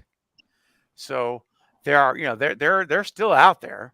So it couldn't be. I would say it's not impossible, but I mean, honestly, it's really the last 20 minutes of Halloween '78 when it really pays off. But I Right. love it. I mean, I love that whole movie anyway, but, Yeah. all of it. But I would just say it probably would need to be a little bit more, little more carnage along the way for it to be um, more digestible for the millennials and the younger crowd that's going to be seeing it. Did you know that Halloween 2018 was my second favorite movie of all time, seeing in the theaters based on theater experience? Mine too. So my first is Freddy versus Jason. That was like a UFC fight. We were throwing popcorn, we were talking trash through the Yeah. whole thing. That's still my favorite movie going experience of my entire life was Freddy versus Jason. Now, Halloween 2018, I literally sat down with someone. They just started talking right away. I got up and I just moved seats. Like, look, I can't, and I Yeah. got up and I moved seats. When that intro hit, it hit different. It was Yeah. like, let me use Marcus's terms here to describe it. It was like a pop in wrestling. Yes. When that title scene came up. He's sitting there holding the mask, say something, and then it goes into the the music. Yes, the music. Dude, yes. I had a feeling, because you got to think, the last Halloween movie I saw, was Halloween 2 from Rob Zombie. That was what, 09? Gosh, Yep. yes. You know what Exactly. I mean? Now I was not a fan of Rob Zombie's Halloween, just me. I wasn't whatsoever. Yeah. And then before that was Resurrection. So It's rough. how long had it been since I was hyped for a Halloween movie and that drops like that and it felt like Michael to me? Yes. It felt Yeah. like Halloween. Yeah. I give Rob Zombie's credit, man. He did his vision, but I'm more of a fan of The Shape than I am Michael Myers. Yeah. And The Shape was never in Rob Zombie's Halloween. It was a killer named Michael Myers. That's right. right. The whole first hour was them explaining everything I didn't want to know about Michael. Same. Right. So that's why I'm not a fan of that. Now, I've always said, you put a different mask on him, you call him somebody else, that's a dope slasher movie. Yes. I get it. It's brutal. It's violent. I get it, man. Yes, it's dope. But to me, it's not Halloween. Yeah. So all that time went by and I hit that theater and that it was a pop, man. It wasn't just me that was jumping up and cheering. There were a lot of people. And that feeling when that came on was like 20 years in the making for me. Like it was just, and it just all at that one time. And I absolutely love that movie, like so much. Yeah, that's the thing too. Every time I went out to see a big movie now, whether it's Scream 5, Scream 6, Insidious or something, I have not in my auditorium seen the crowd that was there since Halloween 2018. Like there hasn't been that amount of people, for these other movies. Everybody came out for Halloween 2018. And the way they did that movie, everybody in that theater loved it. Like it was like one big happy family, and we got a reunion going on, and we're firing up some barbecue. We got the dogs going, we got the burgers, going, and all that stuff. Like that was the feel, and it felt once again like it was a Michael Myers Halloween movie. You felt like with the orange font, everything. It felt like mask.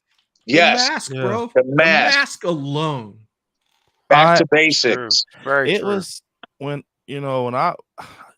I wish I could have recorded my experience. Like I don't know. I wish I can go back and dig in like a camera roll and just that day when Halloween 2018 came out. I'm even down to the Julian scene. My theater went crazy when he ran out like no, and bro. And I swap out like Michael said, it's his second favorite experience. In a theater. It's between that and Kills for me. Either 2018 and Kills, because man, I swap out every now and then, but at that Mhm. at the end, from the moment, you know, Karen's holding that mask and he walks, Mm. I swear to God, bro, when he walks off the porch, my theater went crazy when he was bald with no man. They're like, oh my God, he doesn't have it. I'm bro. And he goes and the headlights cut on. And I was nervous. You know, I was so nervous. I'm like, what is finna go? I didn't know. I didn't have any idea, you know, and they got bats. And I'm like, no, they're not finna do this. They're not. I swear, I was like, they're not finna throw down with Michael Myers with baseball bats and, you know, poles. I just can't see it. But they made me see it. They forced me to see it. He puts the mask on, the music kicks up. Beautiful. Oh, yeah. And people behind him was like, that's Beautiful. BS. That's BS. You know, that he's not finna, and you know, they're whooping him with the poles and everything. Everyone's like, yeah, he's dead. He's dead. He gets up. I never forget. It was this woman behind me. She was cursing up a storm. She's like, this is bull. Y'all just want money. Da da da da da. And she's like, this better be a dream. This better be a thought or Oh something. my gosh. It was real. He did. He went John Wick, bro. Yeah, he did. Was I the only one when he was getting beat up, yelling at the screen like, "Leave him Yes. alone! Leave him alone! Like, no, Don't hit him! Leave him alone!" You know, I'm you're not gonna rooting for lie. the killer. You know what I mean? Like, leave him alone. The When wife, it happened, when they start beating him up, I'm literally like, okay, so this is what y'all think it's gonna take. yeah. This is it. Man, I'm like, yep, he's gonna get y'all. No. Y'all just made him mad. That's it. But that shot when he stands and he's looking at everybody and they're all, you know, getting ready, you know, with their bats and stuff. That And music. yes, was and that crazy, bro. music hit, and he Yeah. goes down and he grabs the mask and put it on. Man, to this day, that scene gets me like, it's like I'm ready to watch a UFC event right after that. Like it gets Yeah. you pumped up. Like it's just like, yeah, let's go get him, Michael. It's like top 3 scenes, even down to you hearing the latex when he's pulling it. I'm Yeah. like, bro, this is crazy. And like, man, I just can't believe they did that. When you sit here and think about it, guys, all the Halloweens, think about it. We got to see a scene where he, first off, they took big risk. They have Michael without a mask, you know, Yep. full blown True. walking the streets, bro. And you know, we got him and Michael out, and he puts it on, and he basically puts his dukes up. That's what he did. He basically Yep. puts his duke. He just looked left and right, and he puts his dukes up. Like, come on, you want to jump me? Brandon, don't Let's forget. go. Don't forget now. Give it back. Oh my God. That's right. Everyone said that they heard Michael. That's not Man. true. Dude. That's not true. Bro, No, I'm gonna that's do a serious. video No, on it. like I've watched like even the DVD version of it, no streaming app or nothing, bro. He said it. He did. He said it. I gotta go I back. think it's the floor squeaking, man. Nah, People you are can hearing what hear they it. want to You hear. can hear it. You can hear it. He says I it. went- He's like, Yeah. "Give it back." I went into this objectively open-minded. I had no agenda in it, no skin in the game. I wanted to just see what happened. So I went to the scene with my headphones on, right? And I turned the volume up to 100. You got to crank it up. Your eardrum is Yep. about to explode. Yep. It's that low. You will not hear it at all if it's lower volume. I'm telling you right now. Have you ever seen those things on Instagram where like we're gonna put up 2 words and whichever one you're reading, you're gonna hear it? Dude, but I wasn't think that reading somebody done anything. put it in y'all's head that that's what No. he said, and you guys are No. hearing it. Dude, Michael, I promise you, bro. I got it. I'm gonna I'm have to telling look you, at it. man. I listened to it. Yep. I'm like, I heard it the first time. I said, wait. No, hold on a second. Backed it up. Did it again. I said, oh my gosh. I backed it Yep. up. I did it again. I played like 6, 7 times. He said And it. I'm telling you, he's like, give it back. Yep, he did. I'm with Steven on this, man. I've Like had I my said, I headphones on listened. and I've never been looking for it. And I paid pretty close attention to that movie and I didn't hear it. Not to say it's not there. I'm You gonna know have what I to mean? Bro, But telling you, Definitely give it a re-listen. Re-listen with your headphones. Well, if I'm thinking I'm trying to hear it, then I'm going to hear it every time he steps on a board. I'm telling you, man. But you got to crank your volume up to 100. You got, otherwise it's very low. Then how do you know it's not in the music that's playing when that happens? Oh no, it's very it stands out, but it only stands out when you got your volume all the way up. Right. And when you think about it like this, when Karen's like, you want your effing mask back? Come get it. Like that lines up with him saying, give it back, and her reaction to that. So I watch a podcast thing with two heads, Chris Nelson, and this was a topic, and they were going back and forth. People in chat like, I'm telling you, check it out. Chris Nelson, actually, I don't know, but he's a funny guy. He's a jokester. So he kind of said like, yeah, you guys can believe it.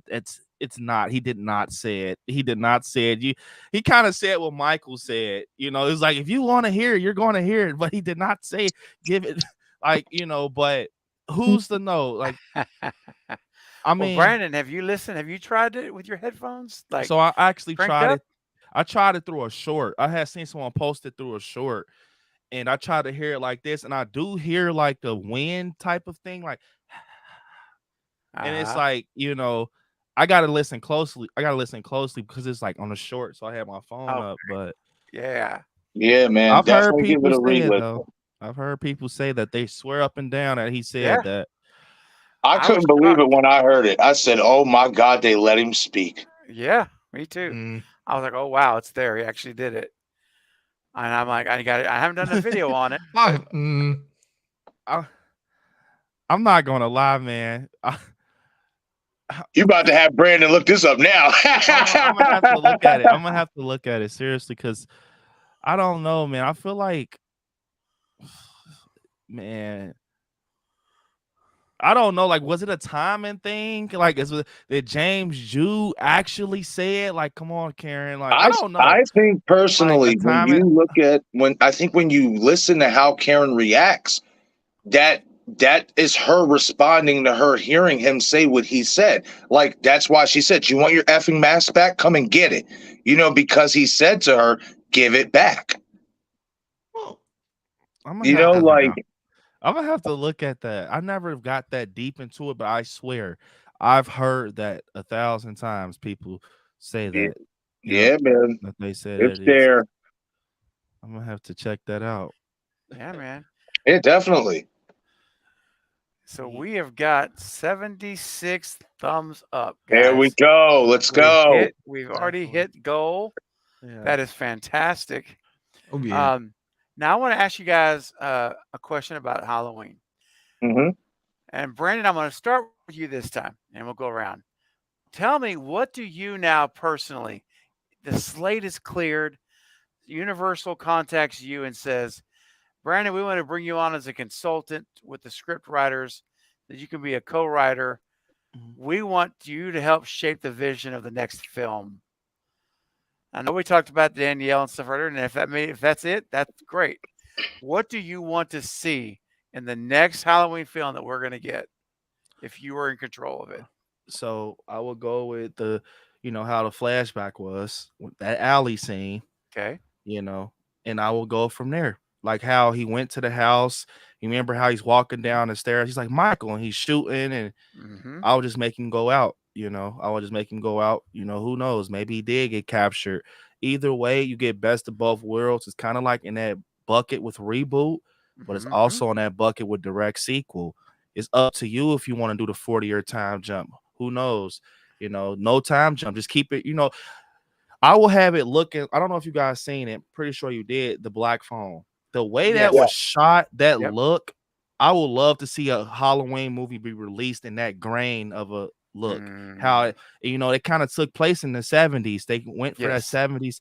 Put your mindset in Black Phone and picture Michael being in that setting and Haddonfield, that brown look and that just 78 look. I think they can do it. I swear, I think they can go and do that flashback look and make it still feel modern, like it's not out of date. Still have old cars cruising through. Like Michael said, the station wagon and They can do it. It just Yeah. takes a talented writer and a company to have a vision for it. So that's what I would do. Yeah, man. Okay, like that idea. Michael, how would you do it, man? As writing the script or consulting the movie, what would you do? So it is tough because it's like you run a huge risk of saying, okay, I'm going to do what Rob Zombie did and make it for a modern audience, right? Okay. Yeah. So that is tough in itself because you have to think about all the things that made Michael, to where a lot of things, these days, if a guy's in a mask standing behind a bush on a sidewalk, somebody's calling the cops. Yeah. You know what I mean? True. And it's like, like in Rob Zombie's Halloween, you got a 7-foot guy just standing on the sidewalk looking at him. Like, dude, that's not no. Yeah. I don't care who you are. If you don't call cops or not, you're calling the cops on that. This dude's 7 feet tall, standing there with a mask on, staring at 3 teenage girls walking down the street. Somebody's calling the cops. Yeah. True. You run into social media issues and things like that, and Michael being seen, and it's just tough. So you are, to me, you are going to have to take it back. Now, if you don't try to do the sequel with Halloween 4. And I'm good with either one of those, you guys, to be honest. Like, I would love to see something modern with Michael, but at the same time, I see why you can't do it. You just really can't. Like, it's not for him to be known right away. Like with Halloween 2018, I get it. He's already a previous presence. You know what I mean? That's gotten out. And he's not someone new being introduced for the first time. So it's kind of tough with that. So definitely would keep it in the 70s, Brandon. I never even thought about that. That's a great point. I really did like the way that Black Phone looked, and thinking about that with Michael, and we talked a little bit about it, but I do agree that you'd probably have to put it in a different time. I think for now it's kind of tough for the slashers, with the amount of cell phones and just things. It's not like you get to too many places if you're not out in the woods somewhere where your cell phone's not going to work, and you can't just be like, hey, I saw this guy walking down the street. He's on Instagram right now with someone with, 50,000 followers. It's going to be an issue. Yeah. And for example, we almost ran into that problem in Kills where in the alternate ending when Karen on the floor, I've heard that Michael actually picks the phone up and he did. I actually seen it. He's breathing. But us being horror nerds, we're like, so he literally got an iPhone and swiped well, hopefully just hit the green button. Or just hit green the green means go. Red means stop. I'm sure it did in the 70s as well. Michael picks up the iPhone and he's just like, over him getting a telephone. See stuff like that. It's like it's ugly when you think about it. Like, no, man, pick up the old phone. So. All right. Marcus, how about you, man? What would you like to see in this next movie if you were in control, man? Well, I mean, it's too easy to say about Danielle and all that because that's what a lot of us want to see. Right. If I'm going to try to be somewhat different, but keep it within the realm of what the context of what Halloween's supposed to be, I would pick it up and play off of when Michael got right up after Loomis shot him. Yeah. Yep. And people will say, oh, well, where did he go? What did he do? That doesn't matter. He's supposed to be the essence of evil. He's supposed to be a force of nature, as John Carpenter said. It doesn't matter where he's going. It doesn't matter what he eats, how he survives. None of that stuff matters. I wouldn't mind them playing on this whole urban legend aspect of Michael. You know what I mean? He got up in 1978. He's been gone for maybe 20, 25 years. Nobody knows what ever happened. But maybe just for some reason, because this, especially with killers, anniversaries and something sentimental, they'll come back. You know what I mean? Yeah. So maybe in that type of new setting with new characters, with a crop of young characters, like maybe set in the 90s or something like that. Well, how old would Michael be? In his 30s, 40s? So he would be a little bit younger. I think that would be cool, kind of play off the urban legend aspect off of it, while also introducing some cool new characters, hopefully. Yeah, you can't tell me, to all you guys on the panel, 5 years from now, you're just on, you're on a couch, a trailer pops up, and you see an old police car go down the street, you know, leaves blowing, and you see a 78 Michael, you know, get up off the ground, you're gonna be like, what? I'm telling you, you're gonna soul, you know, you're not even gonna absolutely. think. You're gonna be like, oh my God, they're doing it. You're sold. You're not even gonna think about the trilogy. You're gonna be like, oh yeah, this is crazy. Well, I'll say this, because I did a video about it. What if, you know, and I think you did a video about this, Brandon, about John Carpenter doing a new slasher that's based off Michael Myers or something like that? Yeah. Yep. So, I mean, for all that, John, why not do one more? Oh, wouldn't that be amazing? Recreate 78. Recreate 78 in the exact way you really wanted to do it. You know, like outside of what we've seen, because we know for a fact that he actually wanted to change certain little things. You know what I mean? Especially that ending. Like, so I think, let's do it. Let's get one last hurrah. Let's go for it. Yeah. I mean, I'm all for what Wayne Turner was saying in the chat. What's up, Wayne, by the way? Michael Myers in space. Let's do it, man. Oh man. Let's go. I'm not gonna lie. What if if I seen that, bro, I swear. You know, bro. Hey, Michael. Yeah. If you thought my review on Eds was bad, hey, no, don't lie. All four of us are going first day. No, I honestly would not. I would not, because I mean, listen, I like the kills in Jason X. I did not like that movie, and that's why I would not go watch Michael Myers in space. Yeah, I can't do it. I can't do it. Not with Michael Myers. Not with Michael Myers. Be there day one, whether I like it or not. I'm gonna be there day one. What's crazy is though, I wonder if David Gordon Green, you know, really, you know, he's thinking about that. It was one thing that could have made everything just merge so perfectly. Just one movement of a character. You know, if Corey was Cameron, there you go. You could imagine if Corey was Cameron from 2018, this is Allison's boyfriend from the jump. You know, the party scene still stands. He kisses the other girl. You know, they kind of separate, and then look, the moment they separate from when she's with Oscar, that's when he crosses Michael. Right there when he's walking alone, and you know how Keel's kicked up with Hawkins, and you know that's where the weird stuff kicks up. And with the final film of the trilogy, we find out he's acting weird. We see these stages of him, but Michael takes him out early, and that creates Allison to being a final girl. You know, he took out her lover, and that's what drives her. You know, I think if he would have just took out Corey, look, if I would have stuck to this plan, if I was David Gordon Green, I would have took out Corey when Lori sees Allison and Corey going up the stairs kissing. I would have took him out right there. You waited too long, sadly. You waited too long. That would have been perfect timing. Michael takes him out right there, eliminates him. Now it's back to Michael's story. You got a hunch to Michael, but he's fighting. You know, I mean, I don't know, man. The Corey thing, I love Corey, but he ate Michael's time, man. How many of you, when you were watching that and they did like the double kill, you know, like Corey killed the doctor and Michael killed the girl, and then like when it shows, you know, Corey with his hand up on the glass, and I'm not going to mention that his other hand is missing in action, and I don't know what it's doing while Michael's killing that girl, but when it pans away and it shows the next scene of Corey on the motorcycle, I was half expecting to see Michael on the back of that thing. You know what I mean?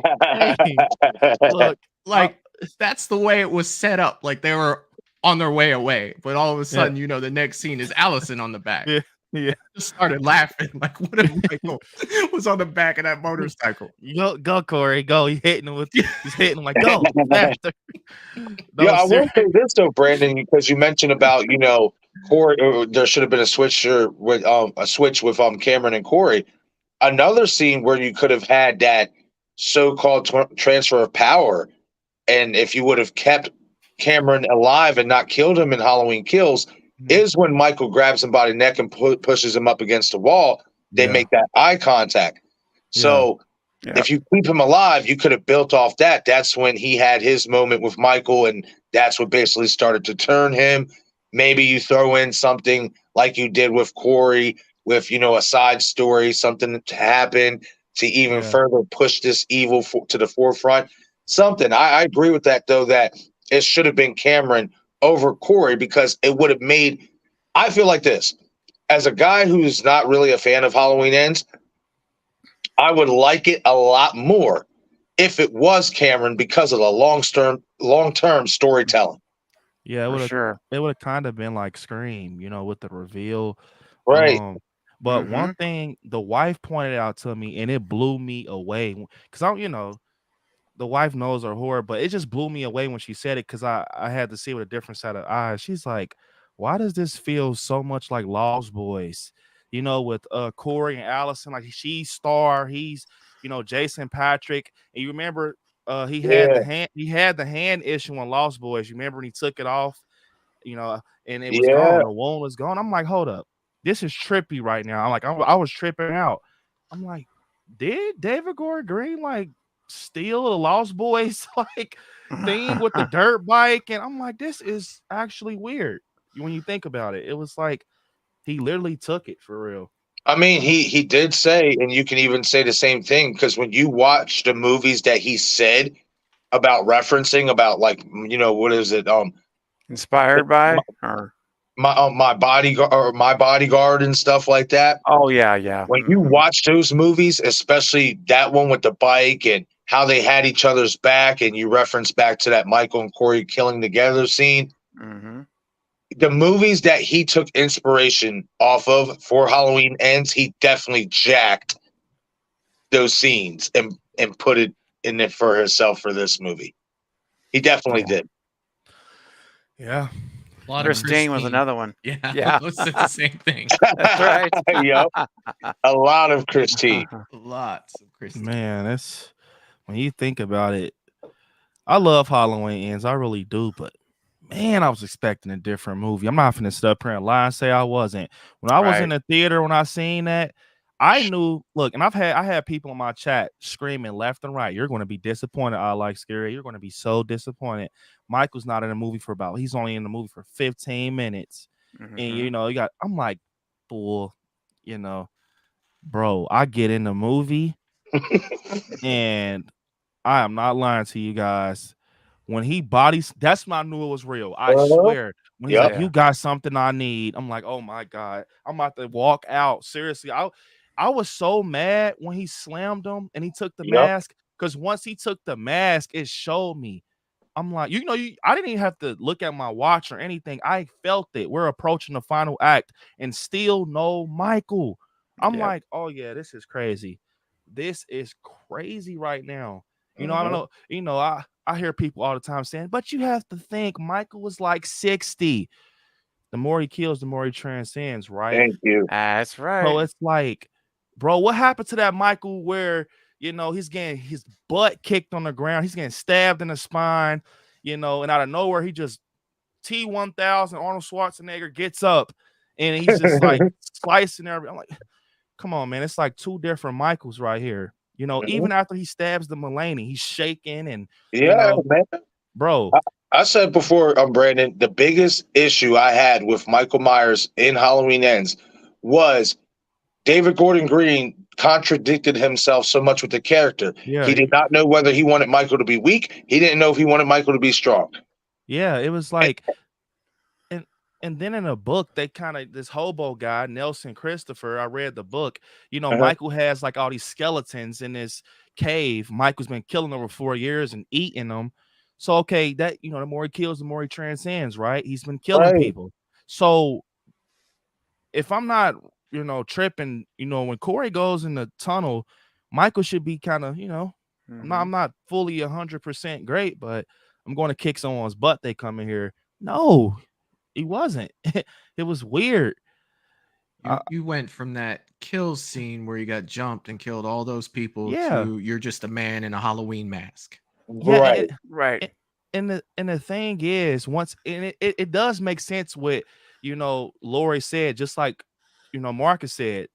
David Gordon Green, I think he got tied in a knot in the right. Yeah, he had writer's block or something because, bro, once he gets up and Michael just kills all those people, it's like he was on a hype train. He just goes across the street like, all right, who's next? Karen's in a window. He's just mangling her in a window. So you're telling me right after that kill, he's like, oh, my back hurt, my neck, oh, I gotta go. No, it doesn't make sense. I'm sorry. You guys know I'm a diehard Halloween fan. It simply does not make sense. It probably would have made a little more sense, after he killed them, he just wandered off. But the fact that you show he had enough energy to go across the street and stab her like nothing's wrong and step up to the window, not hunched over, no hand like this. Yeah. I'm sorry, David Gordon Green, you messed up. Real quick, Brandon, you know what's funny about that? What let me know this movie was going to be a doozy is when you seen Michael drag Corey's body. Now, mind you, Corey is roughly, I'll say, anywhere between $175, 200, or whatever. He drags his body in that cave with ease.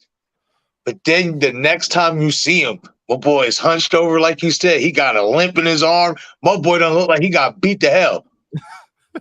And it's just like, well, hold up, man. You making it seem like this man is so weak right now, but I've just seen him carry almost a 200-pound carcass, will drag a carcass to the cave with no problem. No limp. You didn't see no limp when he was walking up to Corey. And it just doesn't make sense. It's like if I had David Gordon Green right here sitting right now, even if he explained himself, I'm like, okay, you got that one. You got that one. What about Michelle Dawson's kill? Michael picks her up off her feet and he just pushes her on the wall. Right. He wasn't, 100% then. I don't know. It's like, does he have these spells where he goes weak? Like, it just, I'm sorry, guys. It was not a consistent, like, cloud that explained these things. It was just, it happened, then it didn't happen, and happened, then it didn't happen. It's like, which one you want to do, David? Like, right? Tale of two movies. Yeah, right. And I'll also say this, because we know Jamie Lee had a huge hand in the storytelling. We know that.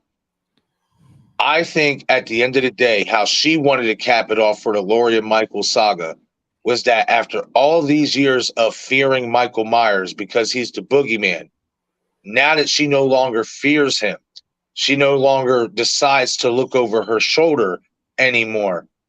Her being the one who conjured up all that fear for him is what gave him his power. By her not giving him that, it's taking away his strength, the fear of the people. The fear, he's the boogeyman. You fear the boogeyman. By her not fearing the boogeyman anymore, it takes away from the mystique of Michael and reduces him to, oh, you're just nothing but a man in a mask. I feared you for so long, but now I realize that you're just nothing but a human being in a mask. And as soon as she basically said that in that final act, when she had him pinned to the counter, I was like, yep, this was Jamie Lee's doing. Yeah, so now he's Pennywise, right? Yeah, yeah. It's weird. Yeah. It's weird because, I love Halloween Ends. That's the weird thing about it. I really do. I love it. I enjoy it. But it was just, they sold us a movie that we didn't get. And, we thought we were going to get this crazy 78 on steroids showdown closet scene up the stairs across the street. Give me the keys. We thought we were going to get that on steroids. But, I mean, the moment Michael, she stabs him in the chest and he does the 90-degree sit-up, I'm like, okay, at least give me this. He gets pinned back down. I'm like, come on, Laurie Strode is itty bitty. You're telling me Michael, a refrigerator on Michael's leg is keeping him pinned down, and Laurie on top of him. The same guy who just picked up Michelle Dawson by her neck, literally by her neck, and held her on the wall. Make it make sense. It was just writing with plot, just holes in it. It was Swiss cheese. It was a Swiss cheese script. It was so many holes in it. And I think it was to the point. It's like, we got to put this movie out, man. Right, get it done. They're gonna love it regardless. It's Michael Myers. Like, I don't know, man. It doesn't make sense. People say, even you got to think when Michael got his wrist slit in his neck. That's so powerful. He still sat up and grabbed her, which, you know, he did. He ripped his hand out the knife. That is crazy. He's technically about to take his last breath, and he still has fight in him, but it's too late. It's too late Well, for the see, fighting, man. again, another contradiction. He's strong enough to still do that, but he can't overpower Lori. Come on. It don't make no sense. And that's another thing too. It's not like Lori was a spring chicken either. It's just like, I get why people hate it. I really do. I don't argue with people that say I hate it. It's your opinion. If you hate it, I see why. I truly do see why people hate Halloween Ends. But I enjoy it for more of like what they try to do. What they try, and that's where I've come to the point to respect it for that. I respect it for that, for trying to get different. It just didn't land for me. And what's crazy is I would not be surprised. I don't think no one will be able to do that. That'll probably be years from now if someone tries to tackle, like, I don't know. I don't even see that happening. It's sad because it's cemented. You know, Ends is the end of that trilogy, but man, I just wish we had like 2018 and Kills mix for the ending. Like both. Oh my Such God. a good Michael too. James Drew Courtney was a beast as Michael. Oh, he sure was. I mean, and that's what really disappointed me about Halloween Ends, because I felt like with the job that he did in the first two, he deserved so much more than that. He deserved to go. He deserved to go out with a bang, like a proper bang, and I just didn't like it. I didn't like it at all. That's, you know, like I said, you built him up to be this monster, like this guy who's basically untouchable.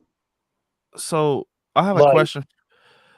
How would you guys, you know, if you had the power to do it, how would you have ended Halloween Ends with the final act? Just the final act. How would you, you know, if you got that last final act in your hands, if you had the power to do it, you know, how would you have ended that off?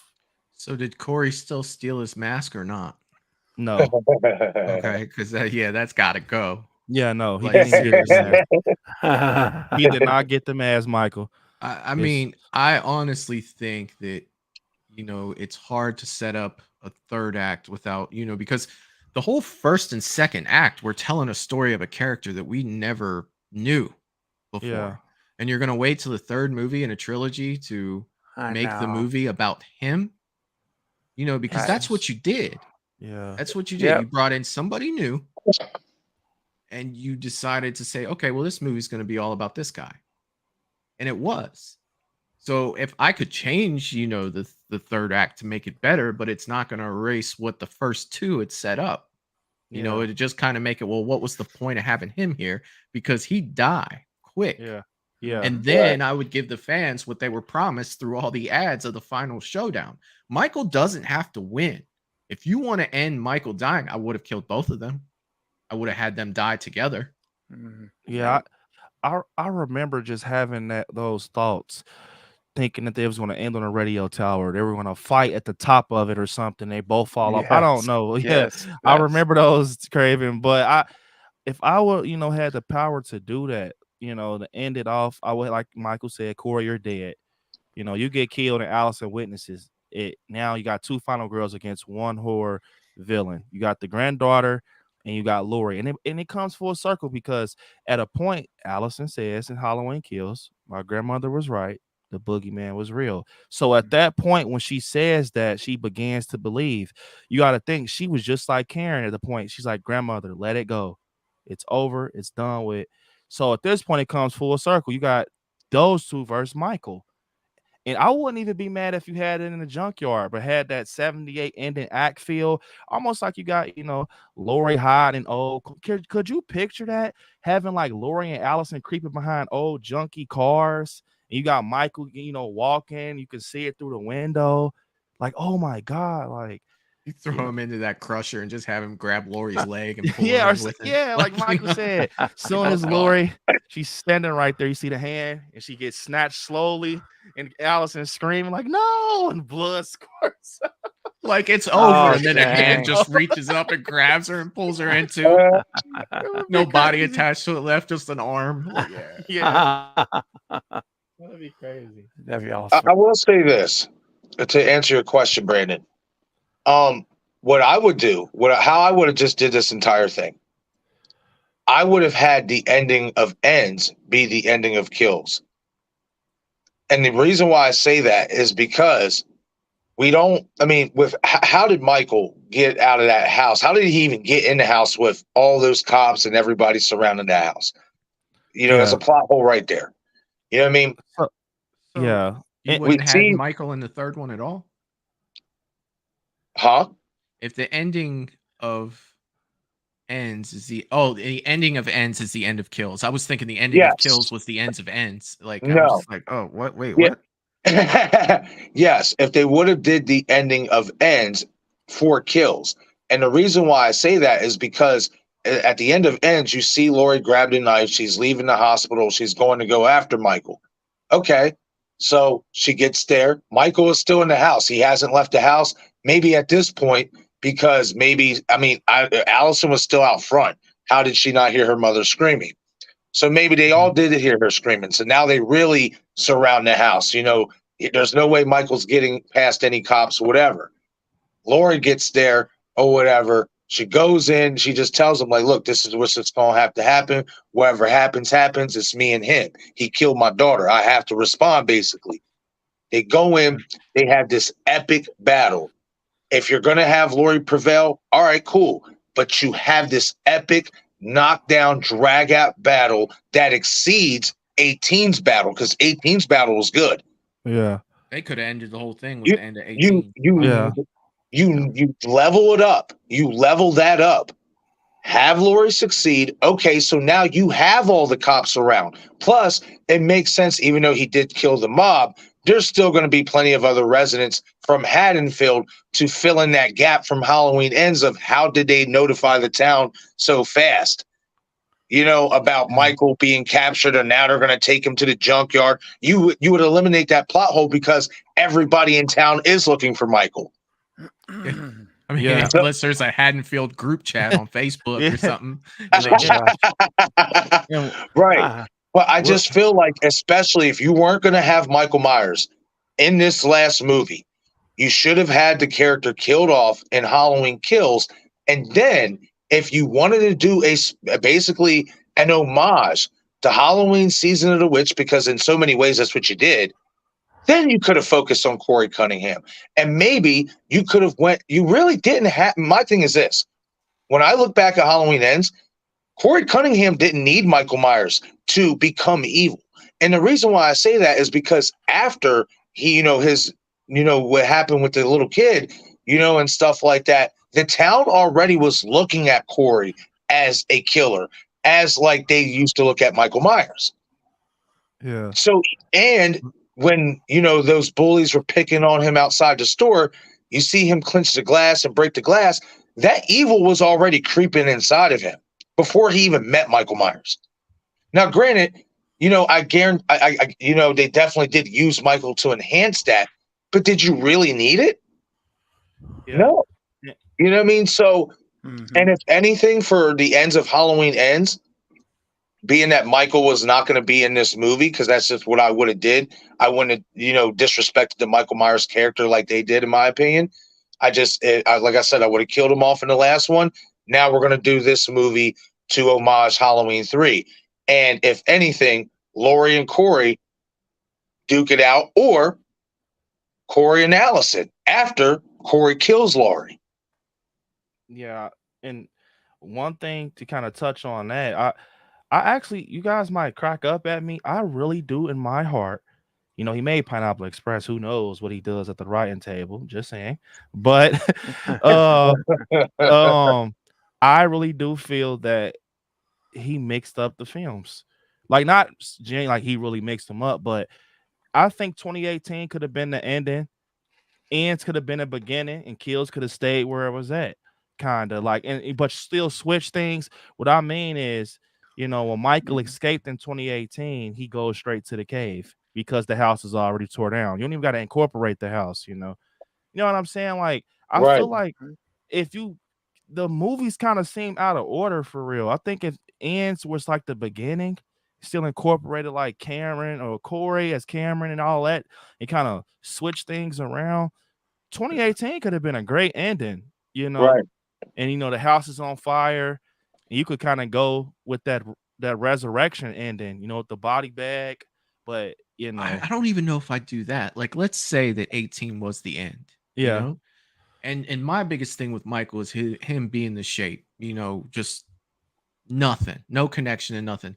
And if it ended with him just standing there staring at her, burning to death until he was just gone, like I could live with that. yeah, You know, like Right. he's sitting there burning and he's just looking up at them through that. Like there is no, oh shit, that's hot. You know what I yeah, mean? He's just taking it. You know, he's just looking right at his focus is right there. And if it ended yeah. like that, now don't get me wrong, I love kills. We talked about that. I love the fire scene. I love the fire. But if it ended like that, man, I wouldn't be mad about it. I You, definitely yeah. wouldn't.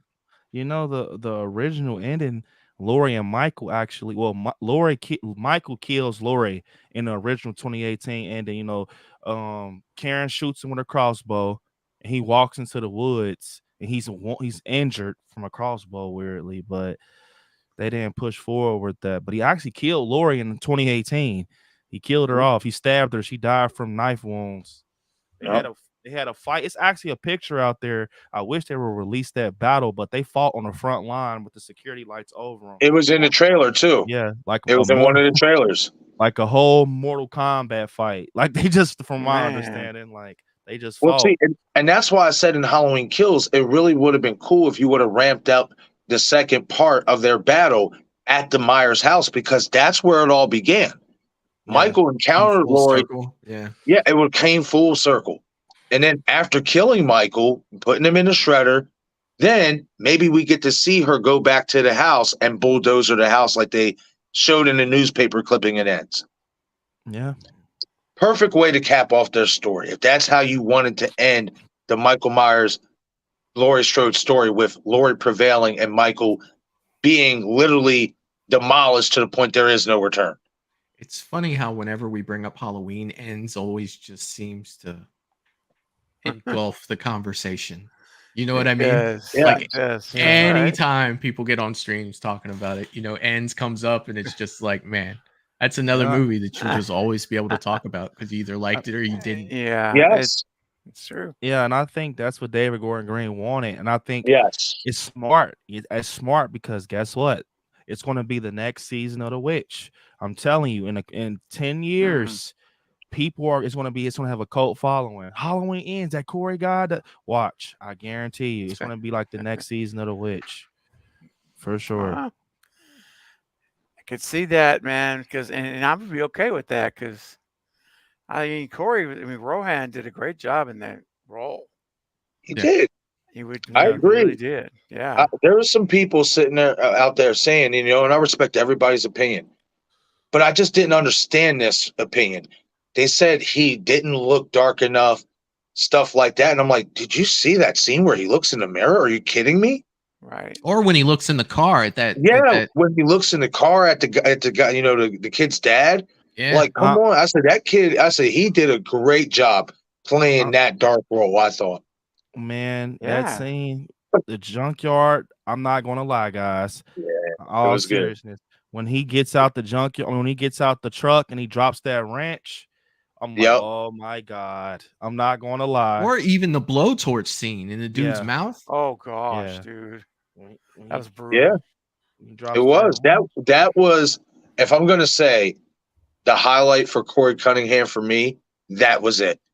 That Yeah. was a well shot, well orchestrated scene. It really was. And that score, The tongue on the record Well- player wasn't bad either. Like that was nasty. right. Something that's fun. I want to tell you guys that's very funny. So I talked to Joey Harris, Margot from Halloween Ends, and she let me in on a little secret. She actually told me that it was a scene that was scripted where she actually moons Jamie Lee Curtis at the gas station. She moons her, bro, and she said Jamie Lee Curtis, it was her idea. Joey Harris told me that, and I was cracking up. And she said they did it about 20 times. Like, but they didn't go through with it because they're like, nah, never. But yeah, Jamie Lee Curtis, like, come on, you got it. She walks away and she moons Jamie Lee Curtis. The band kids walk off. but it was Oh a my scene. I'm like, gosh. oh my, I was cracking up when she told me, man. Wow. That's I was awesome. cracking up, man. So Well, yeah, guys, I got to say, this has been a great time. We've gone for over 2.5 hours. This has been yeah, an amazing stream. it's fun. Sorry, the guys, that we did not get to Scream Talk tonight. We did a little bit peppered in, just a very little tiny bit.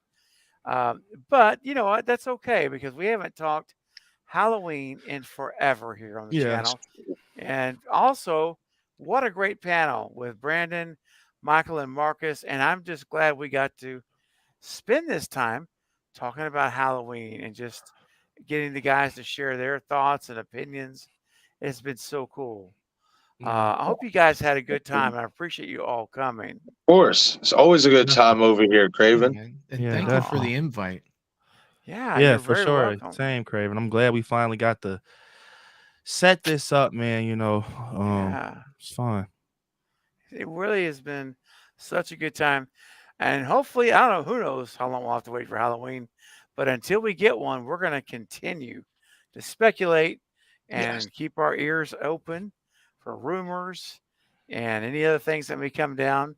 And in turn, we'll keep all of you informed as well.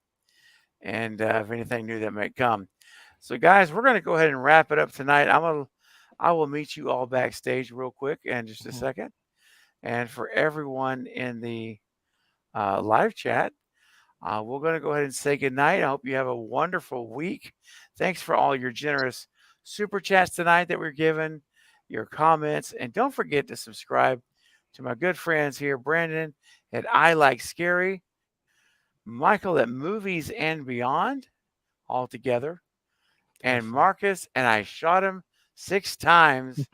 You just pull them all up. Yeah, that name is so freak.